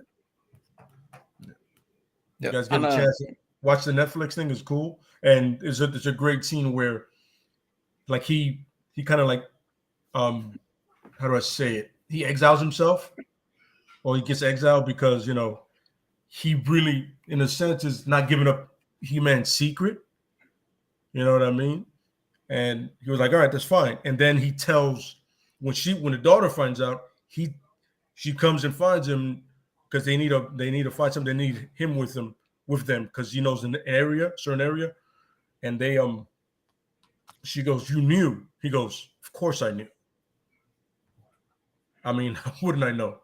I've known Adam his whole life. I've seen the boy grow up. And then I saw He-Man. I was like, but the sorcerer told me anyway. So sorcerers knew, you knew, he knew, and nobody told me. It was for your safety. And are you not alive? You know what I'm saying? That's another one of my fucking pet peeves. We need to stop with the tropes. Everybody knew but me. Yeah. There's a fucking reason. Yeah, who gives a shit? You know now. Like, yo, get over it. That moment's done. Let's move on. Right now, we need you here. Yeah. What would have been the difference in this moment? What would have been the difference if you knew 2 years ago? None. You could have got mayonnaise while you was out there. No, but you probably would have killed yourself because like Adam can't do it. He's a bitch. But like, come on. Yeah. So yeah, that's a really good scene in that new one. When she realizes, like, yep, nobody told me. Because in that one, she's about to become the woman at arms, but she's like pissed at everybody because she eventually finds out that nobody told her shit. Yeah. She's like, I don't want that responsibility. I was like, now you're just being a bitch ass because you wanted this your whole life. Yeah, right. Yo, that's one of the shows that got blindsided by the whole. You replaced He-Man with a female? It's like, oh yeah, no, yeah. We just He-Man's in there. We're just looking at telling another story. Yeah, we're like, yo, we're giving somebody else a spot. Like, yo, at the end of the day, we all know He-Man's gonna come back. It's He-Man. Yeah. You know what I'm saying? They would have named it He-Man if we've done this story. We know it. Yeah, like look, if you have a cartoon named Captain America and they have 2 episodes about Bucky or Falcon, do you have a problem with that? Because at the end of the day, they're part of the story, and so is she. You know what I'm saying? Mm-hmm. Yep. If you're gonna make a story about Cap, Bucky and Falcon are somewhere in there, and so is Red Skull and everybody else. Now, if you're gonna make a story about He-Man, Teela, Man at Arms, Oracle, these people are in there. Yeah. You know what I'm saying? So you have a problem with Teela getting a little shot? Not that big of a deal. I was like, yo, you know what? I'm with it. That's cool. You know what I'm saying? At least the story's interesting. You know what I'm saying? I'll take it. Word. This shit is boring. I'm like, yo, you get upset. Yo, do you guys see Dolph Lundgren being the next He-Man, or another He-Man if they do a live action movie again? I don't want to see him be He-Man. I would make him as the king. Yes. A nice little throwback king. You know what I'm saying? Like, oh, we get it. We see what you did there. You know what I mean? I'd do that because apparently they casted a new He-Man for the Netflix thing. So they did. It was the same guy who's now playing Atom Smasher. Yeah, but they got another guy now. Oh, they got a new one? Yeah, they got a new guy. Yeah.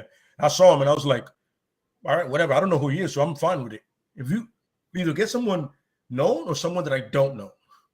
Because I would prefer somebody I don't know, so I don't have expectations going into it. Yeah. Yeah. You know what I mean? Anybody but Jason Momoa. It wouldn't have. It couldn't have fit. He's not going to shave, especially not for that kind of role. Yo, yeah. And he was. That's got to be. No, go ahead. I was going to say that's got to be the toughest role to do, because if you truly do the body change part of it, you got to film half of the fucking episodes one way, then go back, put on fucking 30 pounds of muscle, and then do the other half of the same fucking episode. Well, the thing is, usually the Hollywood trope is that they do the beginning at the end of the shoot and the end at the beginning. That's how they film it. You know what I mean? So what you do is you get them brolic, right? So we can have all his fight scenes. The end of the episodes are all lined up. Like, listen, you're gonna have to look like this after you transform, and then the beginning of all the episodes are done. You know what I'm saying? Where he's gonna lose the weight because you can't maintain that. It's impossible. You're gonna kill yourself. Not unless you're The Rock. Yeah. Oh, that's different. But I was telling my lady, like The Rock and Arnold in his prime. And all that. There's a thing they were used to. These actors aren't used to doing that. No, yeah. And plus, they eat these guys, 7,000 meals a day. Wrestling, powerlifting, bodybuilding, or you're an athlete, you're going to look like that because you do that every day. These cats, you got to be like, yo, we got to film this whole season. All the action's got to happen right now. And then we'll do the drama stuff after that. Because I'll be right the back. guy's going to naturally deteriorate. He's going to just go back down to his normal weight, to the atom weight, should I say. Yeah. And by the way, to play He-Man has to be difficult because that's it. It's pretty. I remember there was one thing where he fought a comic where he fought Superman. For real quick, I was like, well, he's supposed to be the most powerful man in the universe, but clearly Superman came from one universe to his, so you know.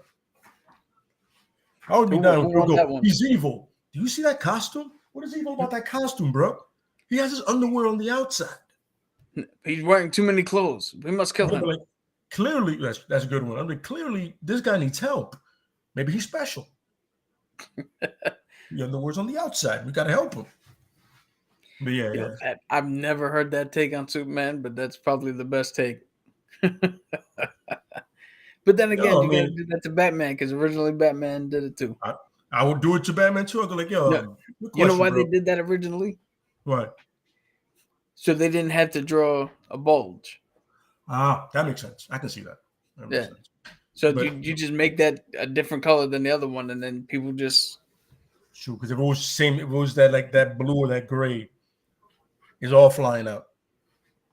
Yeah. But meanwhile, when they do the George Clooney one, there's a cup. Dude, yo, they zoom in on nipples, cup, and ass. Mm-hmm. I don't know why. I don't know what Schumacher's rest his soul. I don't know what Schumacher's deal was with that.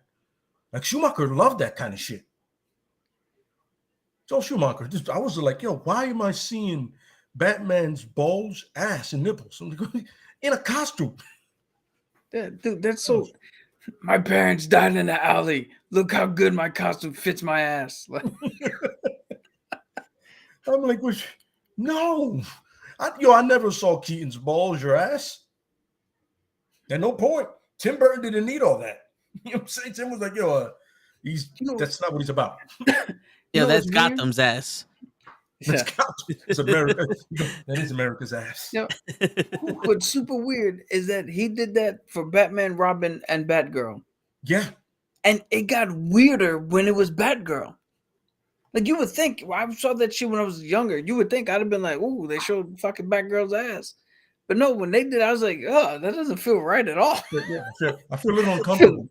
Yeah, it's like that feels worse than the other two dudes. I'm like, I didn't. Why does it need to be atomically correct? It doesn't. It's a suit of armor. You know what I mean?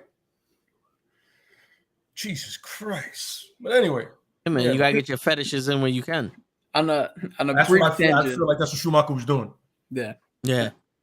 On a brief tangent, the circle on your shirt, since we were talking about He-Man, reminds me of something Thundercats. Oh yes. If it's anybody knows, shit, but yeah, I'm with it. Thundercats, oh man. If anybody, you know, if the original cartoon and it's like 100 and some episode run is too daunting for anybody, which is understandable because it's an old cartoon and blah blah blah. On Hulu, they did an actual they did a remake. It only got one season because the fucking executives are stupid. They had a fucking great show with great acting, Will Friedle, the guy who did Batman Beyond, he was Terry McGinnis. He voices Lionel. One of my boys who does the D&D thing, Matthew Mercer, he's a voice in there. They got some other guys. The guy who plays Panthro, you'd recognize him. He was Worf in Star Wars and Star Trek, the Klingon dude. He does a whole bunch of voices. The original guy who does the voice for Lionel is the King. He voices the King. Yep. Yeah. And it's on Hulu. Yeah. Man. If anybody wants to watch it, I guarantee you one of the best American cartoons you'll see. Yeah, absolutely. Yeah. It was that's another one that I got into, and then they canceled it. I was like, so that's what I was gonna get into. They canceled it because the toys weren't selling, and the toys weren't selling because kids weren't watching it. We were. Adults were like, "Yo, this is the fucking Thundercats that I remember. This is what I love," and they made it new. And we got into the show, and instead of running with it, they went, "Sir, the kids are not buying the toys. Kill the show." Yep. Like, what the fuck? Just make a goddamn show. What the fuck are we doing? Like, absolutely, yeah. So, I mean, you got an Adult Swim or something like that. You got somewhere you can put it, man. Yeah, I remember. I was like, it used to be Young Justice and then that show, and I used to be like, all right, let's do this. Nope. Can't. Not happening. I mean, thank God they didn't do that to Silverhawks. I've been really pissed off. I'd have been also. That's three shows that I grew up with when I was younger. That'd have been G.I. Joe, Thundercats, and Silver. I'm like, yo, I'm mad that they got rid of the fucking Centurions. Oh yeah. It's funny because that's something that I would have loved if you give me the money in the studio. I would have loved to make a movie of that because it would fit in now. You know what I'm saying? Because the way the world is, the way the world looks now, and the technology, it'd have been perfect. Everything is voice activated, and their thing is voice activated. Yep. You know what I'm saying? It'd been fun. Although they weirdly had one dude weirdly had a wolf that they kind of always had to keep up in the tower because why would you send a fucking animal into the goddamn war zone? Like, yeah, exactly. He's like, yo, I need to become a motorcycle. Watch my dog. Like, no, I gotta run. I've always said it every time I hear Ace McCloud, I'm like, that's definitely Matthew McConaughey. Nobody else can play him. Yo, just to think, man, that's another one that like sparked imagination. To just think you could just walk outside and be like, hey, lady in the cloud, I need this for this reason. Power extreme. And then like what the fuck was her what the fuck did Tony Stark in Age of Ultron? What did he call it? Veronica? Where he got the Hulkbuster suit? It's exactly like that. It's just call down what you need and it just starts fucking forming on you and you go. Yep. Exactly. So yeah, look, it's already there. You know what I'm saying? And I remember the problem is they have land, sea, and air, and the sea guy is only useful if he's around water. Absolutely. The other two guys can do whatever they want because land and air is even the land guy had a helicopter. Even the land guy had a helicopter. Yeah. Yeah. And I remember the sea guy, I was like that. If that's not Tom Selleck. Yep. All right. I don't know who is, okay? That's clearly Magnum PI, and nobody's saying it. Take like best animated mustache. Yeah, he literally, I was like, I just watched an episode of the show you're on, the other show you're on. Love Magnum PI. Oh, man. Damn, man. You got any other ones, Ben, or should we get into the last one? Let's get into the last one. All right. So my last pick is the Green Hornet. So the Green Hornet for me is something that me and my father bonded over, because in the 1970s, a little actor who didn't do really much, named Bruce Lee, was cast as Kato in this show, which is I'll get into that, but the brief history in the 1930s, there was no TV. There was radio. And radio stations, instead of playing music, because there wasn't that much music back then, they would do soap operas and little voice shows. So you would get like an All My Children soap opera, and then up next you'd get The Adventures of the Green Hornet, who was the first like big superhero vigilante. Then you fast forward to Bruce Lee gets cast in it, and it became a TV show. Which, if you look at Batman, the Adam West Batman, was boom, pow, zip, camp, and then the Green Hornet was, nah, we're gonna try this for real. We're gonna actually do this for real, and it's the first shared universe because him and Batman actually fucking talked. They actually did shit together. They knew of each other. So the Green Hornet is a character who originally didn't have a backstory because he just came out of the radio show that they did, and they just started with one and went on. They didn't really explain him, but he's a guy who, in his city, there's crime written. It's kind of like, it's a little bit like Gotham, but not as serious. Like the world still, the sun still shines in his city. But he's the editor of a newspaper, and then at night he puts on a mask, him and Kato, and they literally walk into fucking drug dealers, gangs, criminals, and go, hey, you want to run in my city? Half your shit is mine. And if the guys say no, the Green Hornet beats the fuck out of everybody. Kato takes the big dude, and then they escape as the DA comes in and arrests everybody. But he keeps writing himself as the bad guy. So nobody suspects anything because Britt Reed, who's his alter ego, is the good guy. He's the Bruce Wayne that got out of the alley. Like, he puts on the mask, but when he's normal, when he's not in the mask, he's a normal fucking person. And you can see why. It's like, okay, he's smart enough to manipulate the situation. And it is 100% true. If you watch the show, he fights everybody. And they let Kato just take on the one dude in the corner. Where in reality, it should have been the other way around, where Kato's the guy who, because Kato's the sidekick. But here, Britt Reed he's man enough to be like, nah, dog, that's you. Go get him. You're clearly more talented than I am. Yeah. Have at thee.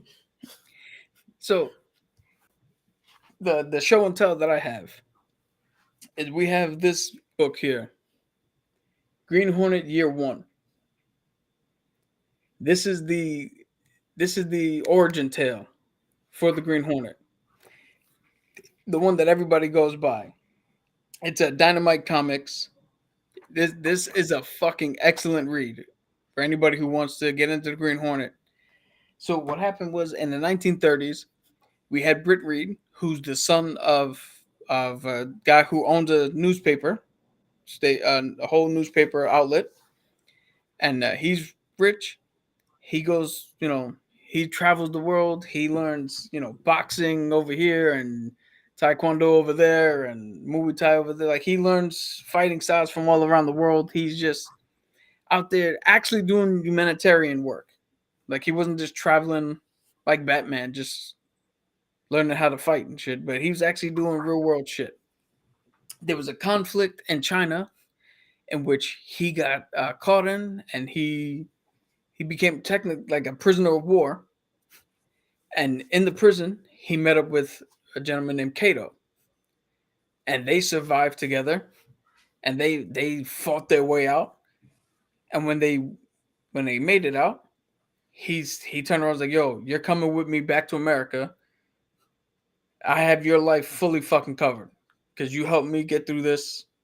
I got you covered. When he came back, there was more crime in his town. The gangs had took over. The mob took over. Somebody had killed his father. And then he had the idea, as he was taking over the newspaper, he had the idea to become a mass vigilante and go out. And if he couldn't stop all the crime, he was going to manage it. So that's where he had the idea. He would come in as if he's taking over. And whatever he could stop, hand over to the DA. Whatever he couldn't, I'm taking a cut and I steer where the fuck it goes. So back in the 70s, it was a fucking awesome show.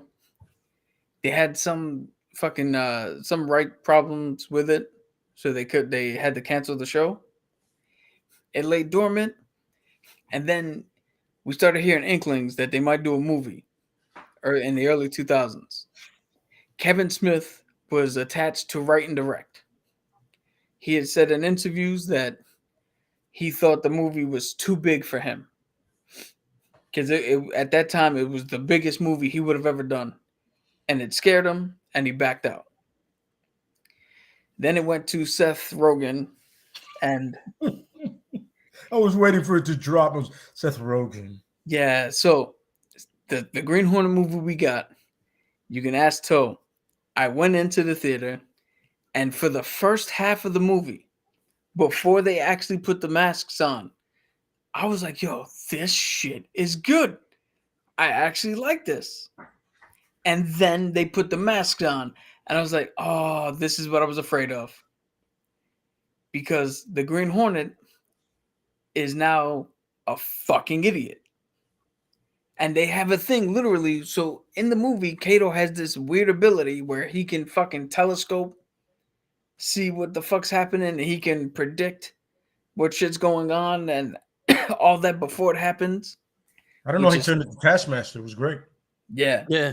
Because analyzing moves. Go ahead. So then the Hornet tries to do it. Seth Rogen tries to do it. And he's sitting there piecing together and shit. And then when they cut back to him, the fucking guy was like, yo, you've been sitting here looking into space for 5 minutes. What are you doing? It's like, yo, oh my God. And then he gets trapped. Kato can't save him. He's about to man up and fucking finally do the shit himself. He gets up. He has the bottom of the swivel chair in his hand and then fucking trips. And oh my God, I hate that movie with such a fucking passion. Yeah. And I hate it even more when I bring up this. So Kevin Smith wrote an entire script for the Green Hornet. He backed out of the movie. It sat on the shelf somewhere in some studio doing nothing. So then these guys came up. Who is it? Phil Hoster and Jonathan Liu came up, found the script, and turned it into a comic. This is volume 1. This is the finale, volume 2. This is the movie. There you go. So that's volume 2. And I'll show you volume 1 again. This is the movie we would have gotten had he had done it. So in this one, Britt Reed is younger. And is it Britt Reed? I think it's the son of Britt Reed. Yeah, the son of Britt Reed is, what do you call it? His father had been the Green Hornet for a while. He had to give it up. He got old. So the son of Britt Reed is chilling. Kato has a daughter who was training to take over Kato's position. Mm-hmm. So then, out of nowhere, the Yakuza guy, who's the Black Hornet, shows up, starts fucking things up, and they look at they kill Britt, they kill the father like they always do, because a superhero can't become super without somebody dying, without a parent dying. It's part of Disney even does it. A parent has to die. It's a trope. It has to happen. Yeah. So they turn around and they're like, yo, we're going to take over. And it's the adventures of Kato, the new Kato, and this guy learning to be the Hornet and Kato. They even have a thing. They even have a scene in here, if I can find it, where he's trying on different costumes before he finally settles on his look. Where?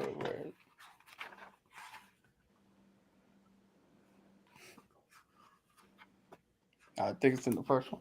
I'll find it. Show. But this, if you read this comic, you would hate, absolutely hate Seth Rogen for taking this character and doing what he did, because this comic is it's not only funny, it's action packed, it's fucking amazing what he did. And if you'd have just had the fuck it, let somebody else direct your script then. Like, become a writer on it and let somebody else direct. This is the movie we should have gotten. Because again, so Batman, you got to think of it this way, right? Batman is a guy, because they're very similar, him and Batman. Batman's a guy who his parents died. He became a bat to instill fear, and crime is running rampant. This dude, his father died, and he turned around and said, well, fuck it. I'm going to act like I'm one of them so I can take him fucking down.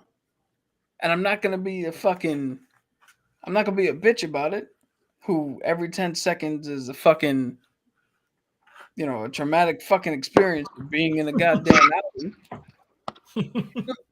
He doesn't. So Kato has darts that he'll throw and knock people out. This dude, he truly doesn't like using guns and killing people. So he made a gas gun where he'll just little gas pellet, you go to sleep. He's got a stinger, which is like a taser at the end of a stick. Zap him, go to sleep. Perfect fucking weaponry. Nobody gets hurt that he doesn't want to get hurt. He always comes out. Nobody suspects him, because even when the cops and the DA show up, he always comes out looking like the bad guy who just so happened to fucking I escaped by the skin of my teeth. And again, he literally walks in and goes, half your shit is mine now. And if you got a problem with it, he just beats the shit out of you. Like, this is one of the greatest comic book gimmicks ever. And it hasn't gotten enough shine, at least for my liking. But I mean, now is the time to make that a show. You could definitely make that a show now. Yeah. Absolutely. Right now is the time. You know what I'm saying? Take complete advantage of that and do it. Even have a Judy Master in it. Word. Yeah, and that's one of the first times you actually see Bruce Lee lose in the shows. Yeah. Was it like to Robin or some shit like that? To like another Kung Fu master. Oh yeah. I don't think I could show too much of the inside of the book. But while I look for the one shit that I do want to show you guys. Show, what's your comic character that you got? I know you got like a million of them. You know what's crazy? I actually do. That's why I got on. I'm like, yo, I did all this studying. I gotta get up. I gotta get up and get it out. Hey man, that's happy to hear that. Now, question: y'all making up your own characters, or y'all just picking characters that are? No, we're shedding light on characters that already have their own comics and shit, but they're not Marvel. Damn, see, I did it wrong then. I picked movie stuff. Like I don't think the people I picked have actually been in comic books. Who'd you pick? I picked real heroes, man. Like for me, growing up, you guys grew up with Spider-Man. Yeah, I grew up with Superman. I grew up with the real heroes, man. I grew up with people like Captain Planet. That's my. Y'all There gotta you go. shine light on my boy Captain That's Planet, man. that's He's a actually hero. That that's works. actually good. God, come on, man. That's the first superhero I ever knew, and it's crazy because I really didn't figure out it was like an educational kind of cartoon until I was a little older. So that's one. Um, Another hero that I actually grew up watching that wasn't in the MCU was Judge Dredd, the character, not not Sylvester Stallone, because I heard that was that was just him taking it and running with it. But I heard Judge Dredd has been alive before, way before that.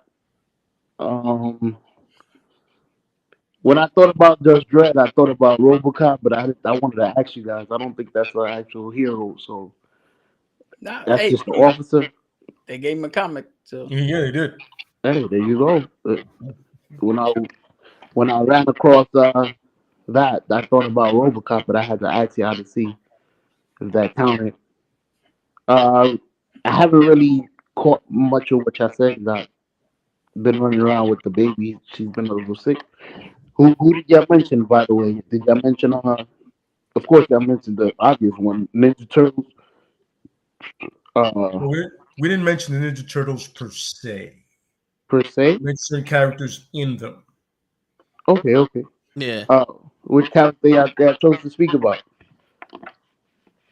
we talked about Casey Jones. We talked a little bit about Michelangelo, as he's the last Ronin. A little bit about a little bit about a lot of bit. That's crazy. Ninja Turtles sound a lot more in depth than you think.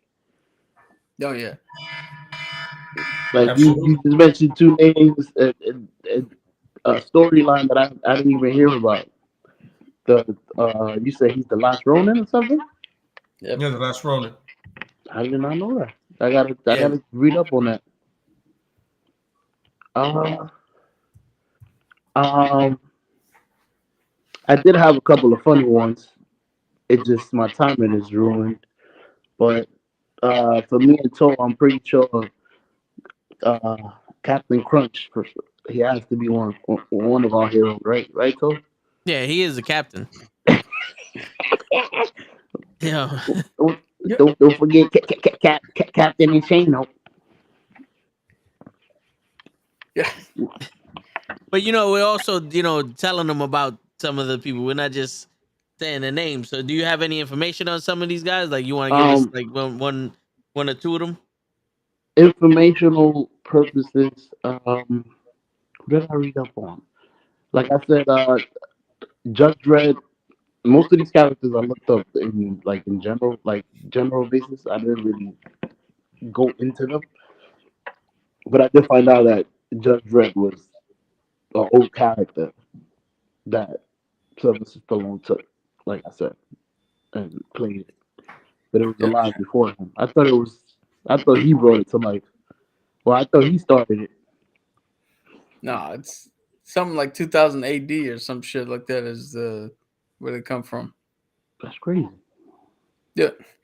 If anybody, the whole Captain Planet thing, if anybody has a sick, twisted sense of humor, look up Cyanide and Happiness on YouTube. They have a funny spoof on the whole Captain Planet thing. Cyanide Cyanide and Happiness. and happiness. I'll check it out. Oh, and by the way, I found the panel I was looking for where he tries to, there you go. He tries different costumes. So he literally goes like a Hornet. But then the next thing, the dude grabs the antennas and pulls the mask down over him. So it fucks him up and he loses. So when he comes back, the old Kano's like, yo, he's just a revamped version of the fucking trench coat, the fedora, and the fucking mask. Like, like why are we trying to fix what's not It's broken, not man? broken.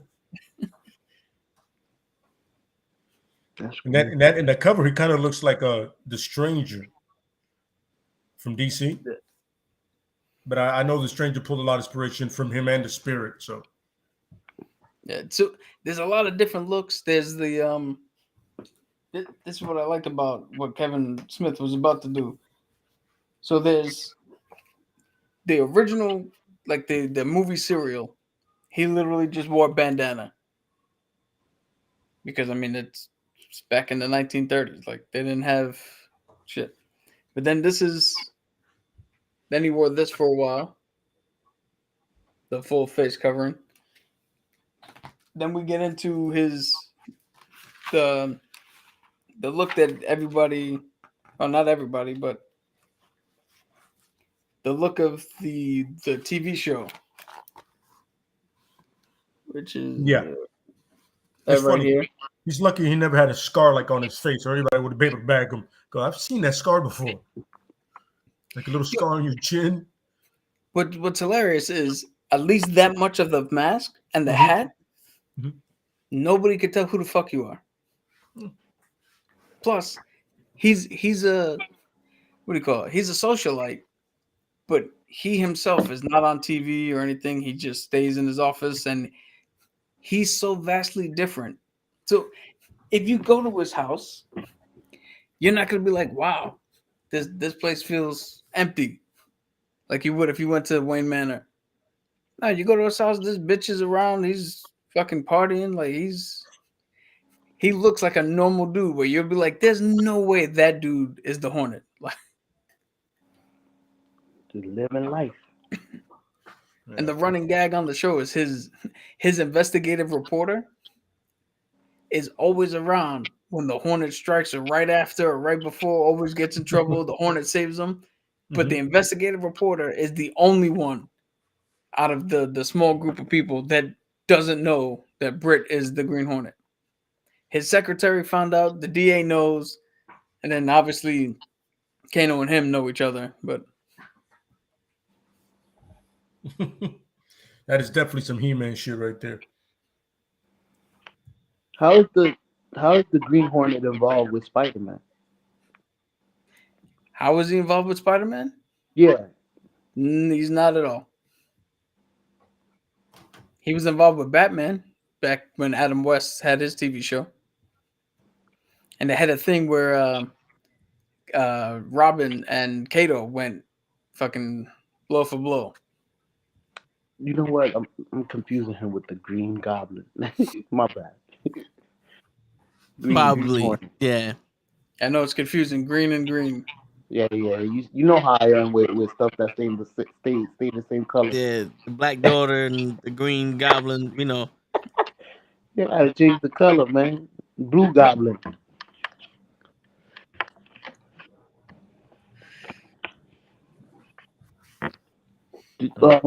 I'm interested to know. Did you guys speak about Hellboy? No, we didn't. We did? That was another character. I really, these are all characters I was writing down, and I really didn't get to do my research as shit went down around here. But I was like, I still got the list. I could always ask them, and I'm pretty sure they'll know what's going on. But Word. I did. That's another character I wanted to look into. Hellboy. Okay. I wanted to look into the girl from Kick Ass. What, Hit Girl? Correct. I heard there's more of a story to that character than just Kick Ass. Yo, you want to spoilers, Brendan? Do you want to know how Kick Ass ends? Go ahead. That's not the movie. So not the movie, the actual comic book run. Oh no, go ahead. That's perfect. So the beginning of the comic book, this dude gets hit by a car and gets beat the shit out of, and like winds up in the hospital. And then when he comes out, everybody thinks he was abused and shit because he had no clothes on. And then he starts his superhero journey. Well, at the end of the run of Kick Ass, he got his ass kicked and hit by the car and all that shit and wound up in the hospital. And then his father walks by, like he's in the hospital. He walks by a room, and you see the son's name, and he's been in a coma this whole time. So everything you saw Kick-Ass do was just a fucking coma dream. A story in his dream. None of In it's his real. He dream. didn't even get out of the hospital yet. Wow. Damn.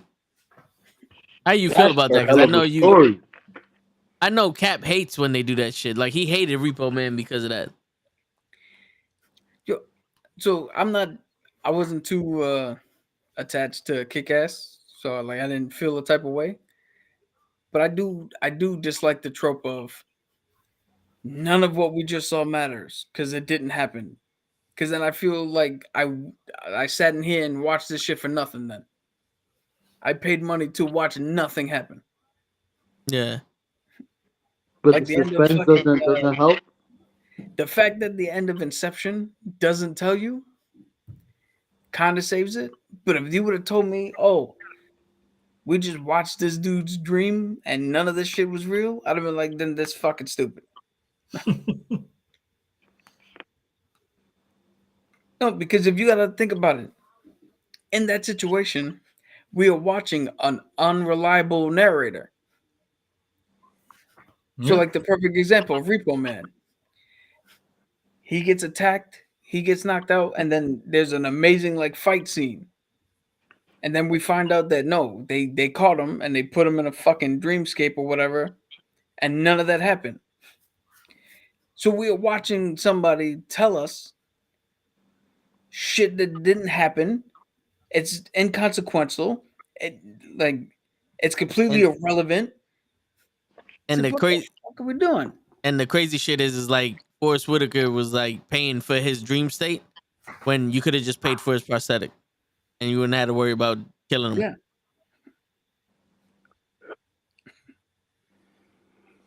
So you didn't like movie like The Sixth Sense, like where he was dead at the end. No, the Sixth Sense is different because you just changing the perspective of the character, and you're like, oh, so he was dead this whole time. That's why this happened. That's why that happened. What I'm talking about is a movie. Like, let's just say right now. Let's say right now. So you blink your eyes, and you're sitting at the camera, and then toe tags like, all right, we're about to start. Ready? And hits the thing to start the shit. All the shit that happened for the short amount of time we were in here, but all the shit that happened, if we were watching your thoughts, are completely irrelevant. So the stakes we thought were there, the emotion we felt for your character, all the shit that all the time we invested means nothing. Means absolutely nothing. And now I gotta walk out of the movie theater going, well, the fuck happens now? Because none of that shit happened. We listened to a fucking liar for 3.5 hours. Yeah. Tell us bullshit. Where do we go from here, man? I feel you though. I understand. I understand where you're coming from. They basically taking the rug from under your feet. Yeah. I feel that. Damn, you're gonna make me dislike a couple of movies that I liked. Yeah, dude. So I want to quickly point this out, man. Don't take what I say as to affect your view of shit. So if It you has like the to when movie, you make I sense say that though. I talk shit about, continue to like the movie. What I say is irrelevant. Don't worry about what I'm saying. Not worry about what I'm saying. See? And I'm saying fuck John Cena. Nah. That's for Thursday. Oh, okay, all right, wrong day. See, I blinked my eyes. I thought it was on Thursday. You lied to me, motherfuckers. I hate him so much. I gotta talk about him a day early. Damn. Shit. Not thirsty yet. Sure, whatever. See, I knew I was gonna wake Kenny up. If I say something about a thing that you like, don't use it to inform how you should like it now. Yeah. Just take it as another perspective, and that's it. But the thing is, it's like I can understand. Like, remember, I speak show almost fluently, but I speak show. shows on something, he watched the movie and enjoyed it, and I'm pretty sure he didn't like do a deep dive in understanding the movie. He's like, oh, this is dope. He got the beginning, the middle, the end. All the other words was like irrelevant. Then when you broke it down, you're like, wait, that was what it was about. Mm-hmm. Okay, yeah, I can see where you don't like it. You know, It makes sense. you watched the whole movie. You understood, you know, the basis of it, and then just like, oh, okay, I can see why that's disappointing. Which shows just, you know, he's cleaning his house, watching it. You know, he's watching on it like, so what? Is he dead? Like, did he die? Is that what happened? You know what I'm saying? I get it, because there'd be sometimes for me too. Like I don't know shit until you realize it. Like, oh wait, Anakin was a child for all 3 movies. No wonder he was acting like a bitch. You know what I'm saying? So, I just want to say, I'm not on purpose going in and deep diving into these movies. The way my mind works is I kind of get a little bit of like an obsession with shit. So, yeah. case in point, my first 2 years of working at the job that I'm at now, I had a family member who came in, and every day at 3 o'clock, he had to put it to channel 7, and we had to watch General Hospital. So the first month, fine, watch it. Month number 2, she would come in late. Vic, what I miss? And I would give her the whole rundown. And mind you, I'm still working. It's not like I just stopped working and watched the show for an hour and a half. I'm still doing my shit there and occasionally looking up at the screen. But now it became such a routine, and my brain kicked in, and I was like, all right. Automatically, my brain just learned everything. It was like an automatic response. It just learned everything about it, and then now that once she left, I can't tell you what the fuck's going on. I don't watch this shit. I only did it because the resident and her family wanted to watch it. Nah, I hear you. But that's how I am. When I watch something, automatically my brain is like 15 other things connected all here. Let me tell you something. Me and him share this similar trait, right? When we get interested in something, we go deep dive, and that's where I learned all the Star Wars shit. But he also goes into like, you know, reaction videos and people talking about it online. When the last 3 episodes of Star Wars came out, and everybody hated the fact that Rey was a woman doing all this, like it pissed him off. He was like, these fucking people, they don't understand this shit, and it was like pissing me off. If we had this show when Star Wars came out, we would have been canceled, because I'd have been like, first off, you bitch ass motherfuckers, it doesn't matter if Rey's a woman, go eat a dick. You know what I'm saying? But it's, you know. I gotta shed light on this here, because this is Toe can attest to this. When I go to Comic-Con, I don't go because I'm in a room full of people that share similar interests than I do. He doesn't give a shit. Care less about what the fuck they like. Yeah. Because the one thing I absolutely hate is fandom. Yeah. And now let me point out, there is good fandoms. There are things that have great fandoms and great communities. And if that's something that interests you, by all means, go and do it. But there are certain things that have shitty fucking communities.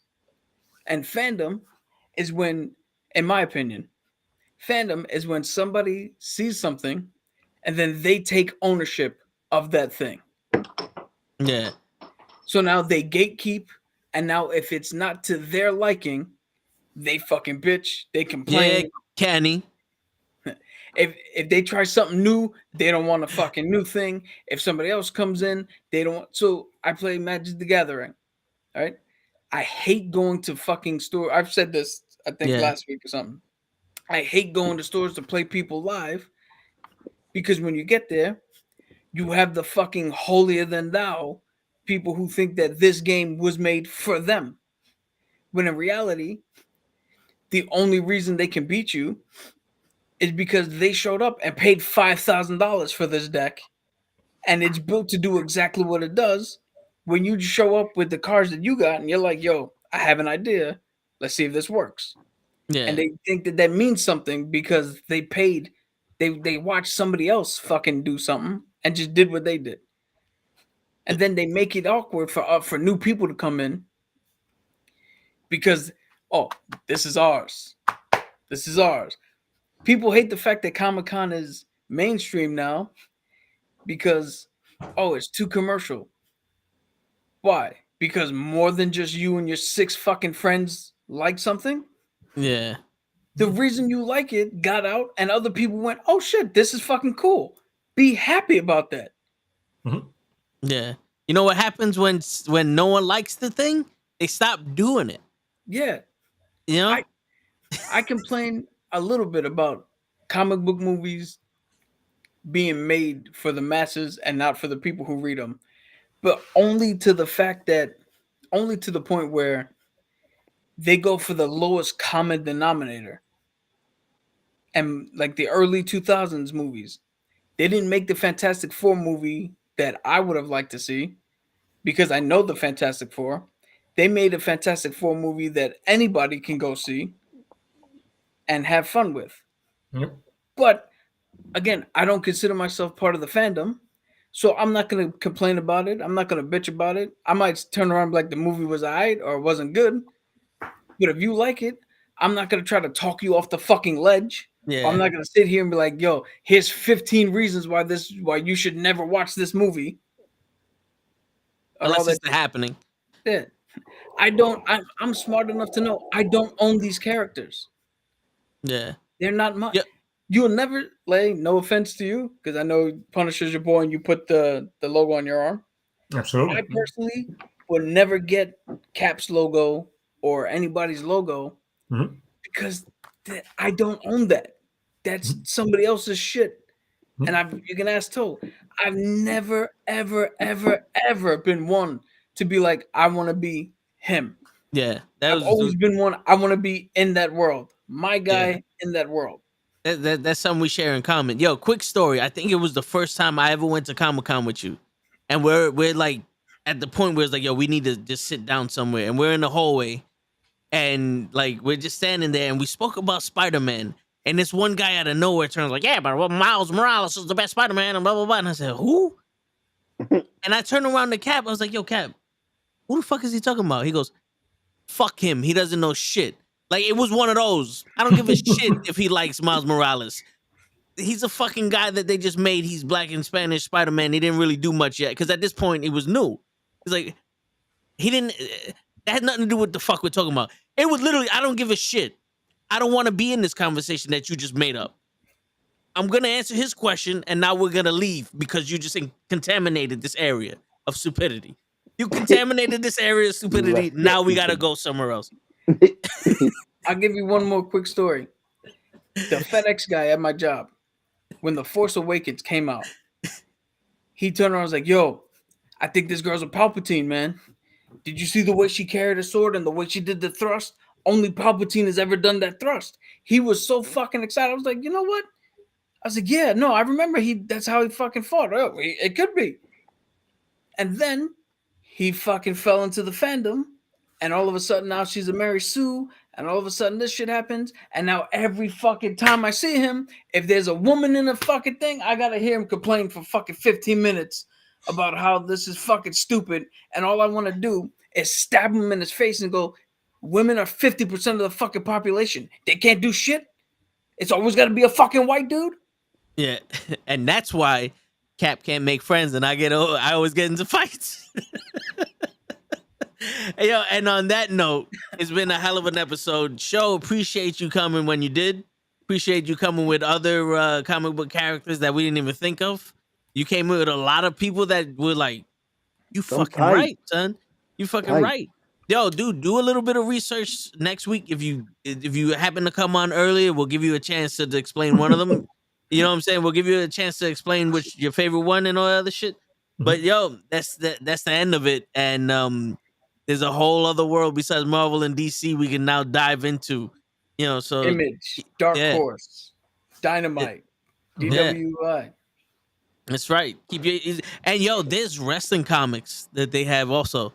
You know, I know Pentagon was doing a project when we went to Comic-Con the other time. He was doing a project with one of these women that they did one Vertigo. with Mick Foley. Yeah, Right. Vertigo. Yeah, you know. Yeah, Vertigo Comics too. Yes, Gary King Lawler does his own shit. He sells his books at Comic Con. There's plenty of stuff we could talk about. If you guys have anybody you want to know, just hit us up on Instagram, all the other bullshit. But, you know, y'all don't want to hear this shit. Tomorrow we're watching Tu Wan Fu. Thank you very much. It's going to be the first time show watches. It's going to be fucking hilarious. Because, ahead of its time. On that note, it's your friendly neighborhood knucklehead sign out. Peace, everybody.